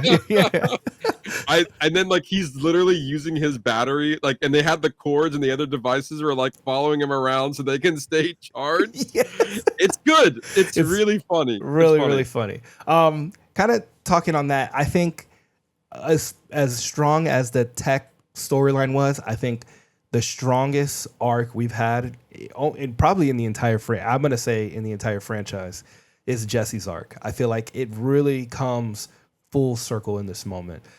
Like it just caps her story beautiful. She returns to Emily's old house because her name was written in the side of her leg, and this random weird couple finds them and they drop her off in the mailbox. So she ends up back at Emily's house. So she's back at the old house, but realize that everything else has moved on because there's this whole new family that's there. But she still feels the connection to this old place. But then she has to build a relationship with this old tech that's there, and they relate to each other because they were also thrown away and they were being replaced by new tech. And then I think that helps her realize that it's not just toys, but it's also that tech also faces the fact of being replaced, and probably faster than toys did because tech is constantly being updated. And there's always every year there's a brand new iPhone. So like imagine the tech of an iPhone 11. It's like, that's not even the same charger, bro. Like, no, you're right. But I think to your point, they were even like how like shoot, like they were going back and forth, and Smarty Pants made a comment of like, he's like, "Oh yeah, those were great few months." And then Jessie's like, "How long have you been how long were you played with?" It's like, "Oh, some glorious 6 months." And then the other two was like 3 or 2 months or whatever. Like, and I think to me that was a great like connection. She was like, Jessie was like, "Months?" Like, no, this is years worth, of playtime that you're missing out. And I think like even the idea of play, like Jessie was under the assumption that tech and you can't even play with one another and they can't intermingle. And then you have like Blaze, who was our new character that we were introduced, happened to find these old tech and was integrated with it into the new play. And you can tell that like Jessie was like, now that's playtime. Like not just using the device for a couple of months and then tossing it. Like, no, being a part of an imaginary story in the mind of a child and like interacting these certain situations. And then we get like this British bullseye and this heist scene, which was really fun. Conan O'Brien's hair was then all of a sudden on the Smarty Pants, which is hilarious. Yeah. And like I think you can then you have that connection where Jessie realizing that the even the older tech and the newer tech is also just still trying to serve their owner, their human. And like you can see that they're connecting. Like, look, here are the photos we took at Disneyland. Like look at this. Look at all these memories that we were sharing. But for them, they only knew that it was only going to be for a few short months. But realizing that it could have been longer and having like this is what real playtime is all about. Again, that great connection between the old and the new. Yes, and I think also like just going with Jessie's arc. I think the emotional high point of her whole arc is her finding the photo of Emily with her kid, who Emily named Jessie. And I think that proving that they weren't together forever, but that their time together had a real impact on who Emily became as a human being. I think this heals the abandonment wound that we see in Toy Story 2 in a deep way. You know, like she actually gets closure. She realizes that she was so connected to Emily that she created a legacy, that she named her daughter after her. Like even after all those years of being separate from her, that she never forgot her. And I just felt like this was just such a well-earned moment for Jessie. And then when we're on the hill under the tree, like it was just an emotional, like just an emotional climax of the entire film. Yeah, and I think there was a moment where, like, okay, because they introduced the movie, right? We get back to Jessie. This is the first time we see Jessie's owner's face, Emily. So like we get to see her having some playtime and get a little bit more context of what happened shortly after, she got donated. What I found interesting about all of that was that they definitely plotted, put some plot device in there, like Emily's name and address was always on the sleeve of her pants or whatever the tags were. And so obviously that was a plot device to get her back over to Emily's old house. I would have put money. I would have put money down that Emily was still living in that house. You know, it's funny you say that. I actually thought that too. I actually thought that they were gonna, like, maybe it was like the next generation, like either Emily's daughter was the mom in that, because she's just as old as Woody is. So maybe like Emily's daughter is the new kid in the house, or even Emily is the grandma, or however many generations they want to do that. But I kind of like it better with this way, because she's in a familiar place with all unfamiliar people, and it's kind of like retouching on that, like, legacy, or like being familiar but realizing that everything else has moved on. Yeah, I do agree with you. I think, to me personally, I think it would have hit emotionally harder if we were still back in Emily's like if she had found her at the house or something. Yes, exactly. She had found her and she's like, whoa, where did this come from? I remember this. And like, then even still realizing that her daughter and or granddaughter was named Jessie after her toy. And so like even still have that storyline, but then you have Jessie really exploring, should I stay here with my original owner who clearly still has his affection for me and being around this environment, or do I go back with Bonnie now? The person who will miss me if I'm gone type of story. And I feel like that would have been a little bit more interesting to me, but I do agree with you that having Jessie learn that, like, yes, their time was brief together, but to hold that emotional, like, you were no longer together, but that moment felt so much like to Emily that she went as far as naming her daughter after her. And like, I think to me, it hits the same. So I agree with you. I think it would have been interesting to explore that version of her trying to deal with that same kind of abandonment wound, but with her not being there and her having just to come with the terms of the information without the actual person there, I think it forces her to deal with the abandonment more, because she doesn't have Emily there to kind of feed off of her, of what she's feeling. She has to deal with this entire emotional turmoil within herself, and she doesn't have anybody to bounce it off of who was involved with that wound that lives inside of her. Yes, and you're 100% right. And also by introducing the Blaze character, that was better serving for Bonnie than it was for, like, because it kind of comes full circle to what was the issue and the problem in the beginning of the movie was Bonnie needing to make friends. So having having the Blaze character there was that like fulfilling what the goal was all along, was making sure that Bonnie had a friend, and a like-minded friend too, not the ones that was made online, but one that was using online to connect these two together in a positive way.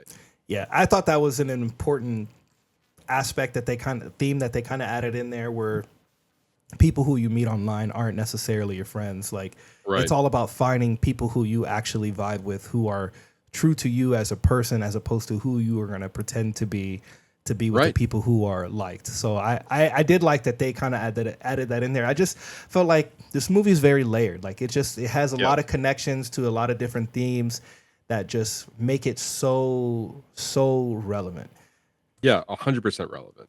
So But- now I want to. Oh, go ahead. No, I think you're about to do the same thing. Go ahead. Well, I was just going to talk about Buzz's weird proposal arc. That's kind of proposal arc. Oh, well, okay. it's tied. Okay, it's tied into his proposal arc. I think they did a lot of weird, kind of very similar to what we've been mentioning. Like they kind of just they seem to love to shit on Buzz Lightyear. Like they just love to shit on him as a character and want to offer him no emotional growth as an individual. Like I felt like him being nervous like negates the growth that he had in 4. The whole thing of 4 was him listening to his inner voice. Where was that in this movie? It was not there at all. Except we get like he's just weirdly submissive. Like I get it that Jessie is like, and maybe it's the play off of Jessie becoming the leader and her like through him us letting know that she is the confident leader that she needs to be, which is fine. But like him like trying to work up the muster to propose to her, I think just having him do that, but like when at the end of the movie when she kisses him and he does the leg pop, like the whole like leg pop thing, I thought that was kind of weird. When the whole kiss the stars and he puts them over they look like nipple pasties over him. I thought that was you know what I mean? Like it's just strange. Like the unicorn thing was funny, but like in conjunction with everything else, it's kind of weird. Like he had the mom's engagement ring on him, and he's the one who threw the bouquet. Like do you see what I'm saying? Like separately, they're like little funny moments, but collectively they kind of paint a weird picture. So here's what I find interesting about all of that. I feel like they've been playing this storyline since the end of Toy Story 2. Yeah. And I just feel like that I just don't know why we're continuing to beat the same drum is where I'm kind of bad on that part. So like obviously yes, like when Buzz saw attraction in Jessie at the end of Toy Story 2 when she's in the room and like they even had that whole bit where like Jessie goes and opens up the door for Buster the dog and then like the wings pop up and he was like oh shit, okay. Like funny bit. And so then we get to Toy Story 3 where he's like still nervous to talk to her, but they have like this somewhat flirty thing. Then Spanish Buzz comes out, and then Toy Story 3, Jessie's like, I know where Buzz's Spanish mode is. Don't worry about that. Like they're having like this playful banter, but like you can tell that they're kind of into each other. Mm-hmm. And then that kind of gets abandoned a little bit in Toy Story 4 and then revisits again in Toy Story 5, where his like they almost alluded to the fact that they were in this relationship while we were gone. And then now they're looking to propose to make this like official. So like it just seems like a really odd storyline to then, in addition to that, have this random like 50 Buzz journey to get to Jessie. Yeah. And to me, I don't know if that was just their fun way of like just having some fun with Buzz, but with new tech. And I just that was to me just a weird thing to put in there because it ultimately had no purpose in that movie other than to have some like comic relief again. It also offered no character growth for Buzz Lightyear whatsoever. I don't know. Like I think if he had just been nervous and at the very end, like she just says yes, I think it would have been fine. But having him do all these weird things and then there's nothing like really redeeming him in the end. Like it was just strange. It was just a strange. And then you think about Buzz now and the way he's been, and you look at Buzz in Toy Story 1, where he is this, I'm the leader of Star Command. Like, and then maybe that's the point. Like this fake macho thing that he had was a front, as opposed to this really insecure person who he is inside. But then what is his growth? Like in Toy Story 4, we literally spend half of the movie of him doing the whole inner voice thing. And like literally when Buzz leaves him, he's learning how to listen to his inner voice. So where was that growth in this movie? It almost they completely abandoned it. I would argue that he had more growth in Toy Story 1, clearly. Yeah. With him realizing that he is a toy. Like yes. he is not the leader of Star Command. He is a toy.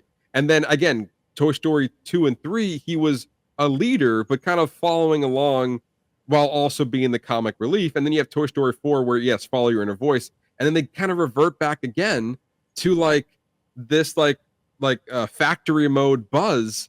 And again, the only thing I can think of after all of this, because then they get to Jessie, they start, messing around with Woody.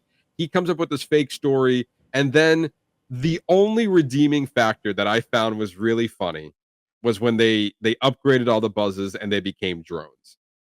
Like, to me, that was really cool. And then Woody says, the line, "Now this is flying in style," and it's like, yes, all right, callbacks, I love it. Yeah. But like outside of that, like it really didn't serve any purpose to the story whatsoever. But yeah, we spend a lot of time following these Buzzes, which I saw somebody made a comment online, which I agree with, was like, we could have spent that time going back into Bonnie's house and seeing what the other toys were doing, rather than just shoving them in a box and giving these 50 Buzzes more screen time. Yeah. But it felt like a way for them. Obviously, it was a plot device at the very end for them to be able to escape the back of that truck. But it also was I felt like it was a creative way to show that tech and toy can still be intermingled, and and that thing being through Buzz Lightyear, and that's kind of like a common theme from the first.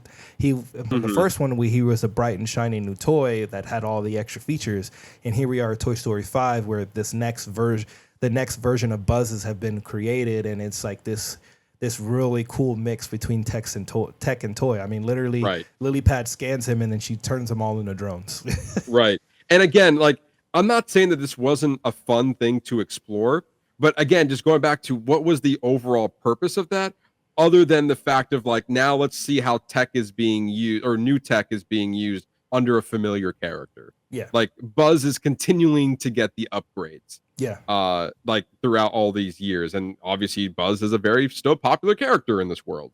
Like people are still buying him off the shelves. But it's just a weird thing to not really have any big resolution to that, only for them to really just understand that they are toys eventually, and then just kind of fly down to this random playground, and then being played with all those kids in the playground. So like it just serves as like basically the comic relief and like a quick cutaway to be like, and let's take a pause on this emotional story and let's see what the Buzzes are up to. Yeah. And it just felt really random. They try to give them a little bit of emotional arc where, like, obviously we revisit this Buzz having to realize that he's a toy. Like that we constantly, I feel like it's just a common thing in Toy Story where we constantly have to revisit that every new Buzz Lightyear toy that wakes up thinks it's real. Like everybody else has comes to terms very quickly that they're toys, except for Buzz Lightyear. Yeah, I feel like this was my only knock on this movie, and I say this lightly. However, walking out of Toy Story 5, I would argue that this was one of the least emotional movies out of the franchise. I would, in my opinion, 100% disagree with that. Yeah, I know. Well, just because I felt like there's so many things that are only reason I disagree is because I walked out, obviously the whole Jessie realization at the end I thought was so beautiful and just 100%. just so well earned. And the fact that this movie, you walk away with relevant things to take away with. Literally, since I've finished watching this movie, I have become more cognizant of not my kids on screens, but also just how everybody else is on screens. It highlighted that point to me. I was walking in somewhere in the newsroom and I was looking in a pod of desks. They were all sitting around each other, facing each other, and every single person was on their phone. Their computer was up, their stuff was on, but every single person was sitting, facing each other on their own devices. Yeah. I just thought, to me, the movie highlighted something that is very true to our world today, and it gives me reason to go back and think about the movie when I'm able to see it again in real life. To me, that's the only reason why I say that. Well, I found that it's very relevant. I wouldn't call that, in my opinion, emotional, but I just feel like it's fair.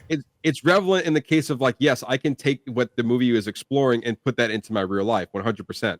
But as far as even referring back to Toy Story 4, it was very much, like I said, a Woody storyline, him saying goodbye to the character, to the other toys, It was like there was a lot of emotional beats in there, reconnecting with Bo Peep.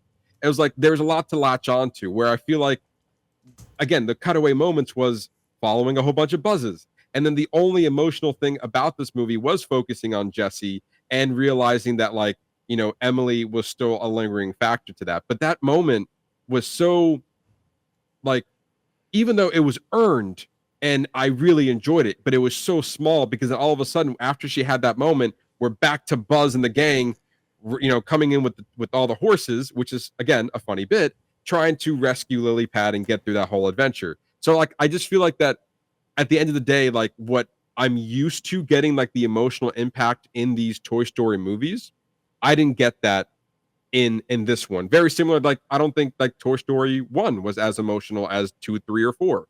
But then, like, and then, like, again, with Toy Story 5, they did a lot of great themes, a lot of good stuff here.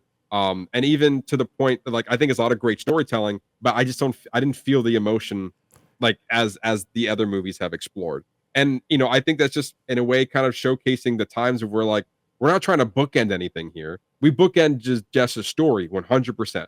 Like, that became full circle. But the ending of Toy Story 5 definitely did not feel finite. It definitely feel like we can easily make a 6 and continue off of this. Well, it's very. I mean, they've mentioned in interviews that, like, this is Bonnie's trilogy. So I think Yes. I think the goal when making probably even 4 was that there was going to be a 5 and 6. But I do feel like, as much as it was Jessie's story, it was also, we got a lot of time with Bonnie in dealing with her emotion. But this is what I mean, like, she has a really emotional storyline as well, like dealing with wanting to make friends. I mean, the whole antithesis of her even getting the tablet and dealing with cyberbullying and having, her pushing away her toys, kind of shutting down that part of herself, and learning to become a friend with Blaze, realizing that same kind of weirdness that she has, that Blaze also has, and why they can, and that it's not about finding a million friends, it's about connecting with people who see you as you. Yeah. And I feel like, again, coming from my perspective, I just felt like that those were moments where, like, these are sweet moments, and, like, very justifiable for the story that was telling. But maybe it's just me. I wasn't as emotionally invested into this particular story that they were telling, rather than the ones that I'm used to, and, like, really going full throttle in these emotional arcs. But I do applaud them for this time around, for, like, the end of Toy Story 3 felt like a goodbye and an ending. Toy Story 4 felt like a goodbye and an ending for this franchise. Toy Story 5, they're like, let's not do that again.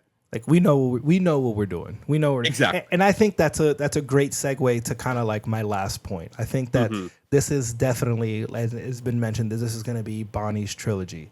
Like, this felt, to me, obviously, I know now listening to you that you disagree, but I felt like this is just as much Bonnie's story as it was Jessie's story, and we're focused on her. No, I can agree with that. But I can 100% agree with that. Okay, well, because I feel like this is, as we just explained, like, this movie is focused way more on her development. They're setting up, they're obviously setting up for a 6 to close out her trilogy and give her, and I think obviously 6 is going to give her proper send off, like we did for Andy. But what I think 6 is going to be about, and I mentioned it, in 4 and 5, we get the introduction of the whole idea of this lost toy civilization, or not even civilization, like this group that's kind of like they're finding lost toys and they're kind of adding them to their community. We get an idea in 4 that Bonnie's doing it, and then we touch upon that in 5. So it just feels like that's the connective tissue between these 3. And then maybe it's going to be a big part of whatever Toy Story 6 is going to be. Like, I wonder if they're going to go Walking Dead and they're going to find this civilization that, like, caters to lost toys, and that they take them in and they take care of them. But you have to learn the rules of society. I guess very similar to Toy Story 3. Yeah, it does sound like Toy Story 3. I'm really curious to see where they go in Toy Story 6, because clearly they're going to make another one. Yeah, I'm clearly to see where they kind of go on from that. Because I do feel like that the tech versus toy was, like, a natural progression. But after that, where do you go from here? I'm really curious to see, one, how long it takes between 5 and 6. And then the other argument is, like, what storyline do we feel like can be relevant to moving past this particular part? Is Bonnie older, like Andy was? or do we keep her in like this middle ground age, like where she's still young and still like 8 or 9? So like stuff like that. Like where do we go on from here? And if it is truly the end of the Bonnie trilogy, or is there more to come after 6? So I wonder if they're gonna. If you bring up a good point, so I wonder if in the film, Jessie says like tech forces kids to grow up sooner. So I wonder if we will see one sooner because of this integration of tech and how it's forcing kids to grow up faster. So maybe she gets rid of her toys much sooner. Maybe like that is what 6 is about. Is that all these kids, like they're not waiting until they're much older like Andy did. They're right. So we're seeing kids get rid of toys much younger than previously, than before the integration of tech. So it's kind of like expanding on this idea of tech being integrated, like maybe further expanding and exploring what the tech integration versus tech versus toy, and like maybe it's about a mass exodus of toys. I don't know. I'm very interested, but I do think that there is an interesting angle to come back sooner rather than later. Although I would love to see that send off to be like her be grown up and then us be the send off. But that would be a good way to subvert expectations if you think you're going to get exactly what Toy Story 3 was. But also like they were already introduced to that in that concept in the beginning of like tech is taking over, like kids are growing up faster because of tech. Yeah. And so like that was already explored in the beginning of the movie. So to continue that moving forward, I think that, I think you're right. Like that could be an interesting follow-up to come off of that.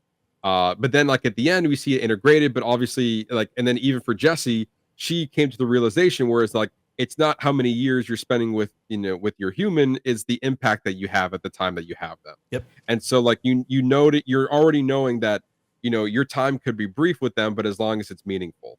And I think that's also just a great lesson to have in general. Like, doesn't have to be just with toys, but like, let's not focus on how many years you have, but let's make those years meaningful with one another, even with your friends, and with your family.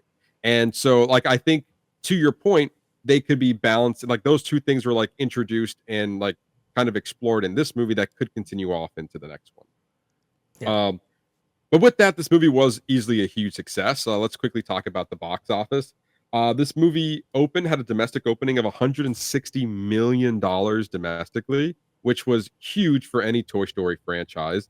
So at the time of this recording, this movie's been out for about a week now. This movie has made $214.6 million domestically, $152 million internationally, with a grand total of $366.6 million worldwide. It broke numerous records here. Crazy. This movie, I think I sent you a graphic, Ernesto. Yeah, I got it. You want it? Yeah. Yes, please. But yeah, it's like even showcasing like how much this franchise has grown over the years. And these are the international numbers opening weekend. Obviously, Toy Story 1 back in the 90s opened to 29, with the second one almost doubling that, getting 57. Then a few years later, 11 years later, cracking the 100 mil for Toy Story 3, then again doubling that and getting Toy Story 4, which clearly a lot of people were looking for, with the worldwide opening of over 200 million. And now it just keeps growing with Toy Story 5 cracking into the 300 million mark opening weekend. So like with a budget of $250 million, which is insane of a budget for this movie. But when you're talking numbers like that, you can't argue that. Absolutely not. This movie is easy to make $1 billion. It might be the highest grossing movie of the year for all we know. That's true. That's very true. But I think that's a lot. And I think something else we talked about beforehand was the reason why it was so expensive. It was just all this new technology they put into it. I mean, this movie is absolutely beautiful. Like the animation is absolutely gorgeous. There's this new technology. The new technologies they use is, the first thing was a RenderMan XPU. This is the first full feature use. It's a new hybrid renderer that combines CPU and GPU processing. So it just made it 9 times faster, interactive, full frame rendering, letting the artist see near final results much earlier and iterate faster on lighting, textures, and complex scenes, especially for like the tech toy contrast and like the lily pad sequences. They introduced a new system called invertible rigging, something they use for the Daffodil the horse. It allows direct manipulation inverse and forward kinematics. I don't know what that means, but it's the new technology that they introduce in it. But the animators could bend a finger, pull the hand, and adjust like an elbow or a shoulder, and they were able to solve the foot ground contact with ankle roll in one fluid workflow. Pixar reportedly, they brought a real horse onto campus for reference when they were constructing this movie. And Pixar's core 3D animation system, a Luna extension for Presto, is expanded from the previous films. It got upgrades and allowed for more nuanced performances, especially with complex character interactions and like the high-tech, Buzz Army.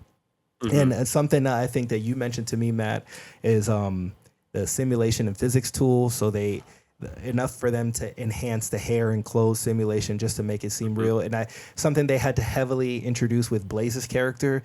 Like it was a real struggle with like making her curls look, and it seems like so small and nuanced, but like just the fact that they were able to make her hair look so real as part of the 100%. Animation, I thought was a huge leap. And you could even see it in like Jessie's like her hair, like the way they have it braided in some of these close-up shots. Like you can really see the details in her hair, and it just made for more, like, even though the story is so beautiful, like knowing that they always put so much money into the integration of what's the next like technological advancement that we can introduce through this film. We kind of see that progress through all the Toy Story films. Like even if Toy Story 4, I don't care for the story, I think like animation wise, it's gorgeous. And I feel the same way about it. I love the story of this one, but I also think that the animation in this film is gorgeous. I mean, with a budget like that, I would hope that they're making it. It has to be. Yeah, it better be. Yeah, no kidding. So with that, Ernesto, your final thoughts and your 5-star rating on Toy Story 5. All right. So I felt like Toy Story 5 is necessary and refreshing. It touches on kids growing up now in a way that feels honest. We see Jessie stepping up as a leader, the tech message landing with balance and moderation, and of course the emotional payoff with Emily all make it one of the strongest entries into the franchise. It leaves me excited to see how they're going to wrap up Bonnie's era in the 6th one. And I think as far as a rating, I'm going to go 4.5. I would have gone 5, but the whole Buzz thing was just kind of like it was something that pulled me out of the movie, whereas like everything else I was completely on board for. Yeah, I think for me, I walked out of this movie giving it a 4. But I can meet you at a 4.5 for all the reasons that you explored with. And I think to me, the tech versus toy storyline was really the strongest aspect of it. And then, having the emotion, like really following Bonnie and going through her journey of trying to make friends and seeing how tech can be a positive and a negative in that venture. And then at the end of the day, like, again, it's very simple of a storyline where like Bonnie wanted to make friends. And at the end, she made a friend. Mm-hmm. And like, it's very simple. And yet we went through this really interesting story of toy versus tech and how that's integrated within our lives. And I thought that was balanced really well. And again, to your point, I think one of the weaker moments of this movie is with the Buzz storyline. It just feels a little bit out of place. But also this movie provides a full circle moment for Jessie, and making her, the focus of this movie was a great move, considering that we've been following her journey since the second movie. Agreed. So totally agreed. 4.5. Another great entry from Pixar. Like they continue to be the masters of their craft and in storytelling, and you can see why this movie is making all the money right now. Yeah, and it redeems 4 a little bit. I stood on. To me, the 4 is the weakest in the franchise. I guess one follow-up question for you: where does this one stack up as opposed to some of the other ones? Like to me, 3 is number 1, and I'm actually going to put this one as my second favorite. So for me, it's 3, 5, 2, 1, and then ending with 4. Yeah, I think that's 5. Yeah. Yeah. To me, it's 3, 2, 5, 1, 4. Yeah. 3, 2, 5, 1, 4. Yeah. Okay. Well. But there you go. That is our spoiler review on Toy Story 5 and our full breakdown on the Toy Story franchise. Yep. I mean, I feel like this was a long time coming, so I'm happy that we kind of spent the time to kind of go over this franchise. And also, I don't think we've ever done this before. No, Like- nothing like that. And I would argue that some of our other reviews, like we went pretty deep on a kid's Yes. movie. Like that's how good. Like that's how good Toy Story 5 and like their level of storytelling, that we're breaking down the nuances of like what the things that they wrote about for a children's movie. Like some adult movies don't even do it that well. Like just the fact that the writing is just so good on this movie. Yeah, well, with the exception of Buzz, but yes. Yeah, exactly. Can't be perfect, but I understand. But if you want more from us, you can follow us on our social media channels on Facebook, YouTube, and TikTok at Box Office Bingers, our X and Letterboxd page at Box Office Binger, and our Threads and Instagram page at Box Office_Bingers. The fun doesn't stop here, continues on all of our social media channels, so be sure to give each one of those a follow. We'll tell you what's new to streaming every Friday. We'll give you the box office numbers every Sunday. And even with the topic of Toy Story 5, this is not the last time we're probably going to be talking about this movie. Of course, when we have our discussion on the summer movie blockbuster season and like kind of re-evaluating how this movie stacks up in the summer season, this is a high entry for the summer movies this year for sure. Oh, 100%. And I can safely say that this movie is going to probably be in my top 10 for the year. I can 100% see that. I think it's already is for now for me as well, but of course we have to wait for the other half of the year to see what it brings. I guess that's fair. But tell all the listeners what they can look forward to next week. Next week we are going to be exploring Supergirl, the DC's next film following up Superman and kind of some of the TV entries that they've had in. So I am very excited. Now I will say it's not getting great reviews. It's not. I mean, I think I've seen the word review bomb being thrown around a lot, but either way, we're going to talk about it. It's either going to be really bad or really good. We're going to have a guess, so we're going to have a good time. I'm open to this movie. I'm not letting the negative reviews me neither. kind of cloud my opinion on some movie I haven't seen yet. But it's interesting some of the feedback we're getting already so far. But come back next week for more movie fun. You're not going to regret it. We like to thank each and every one of you who listen to us talk about movies. Again, really do appreciate it. And for that, I've been your host, Matt Diaz. I've been Ernesto Santos. See ya.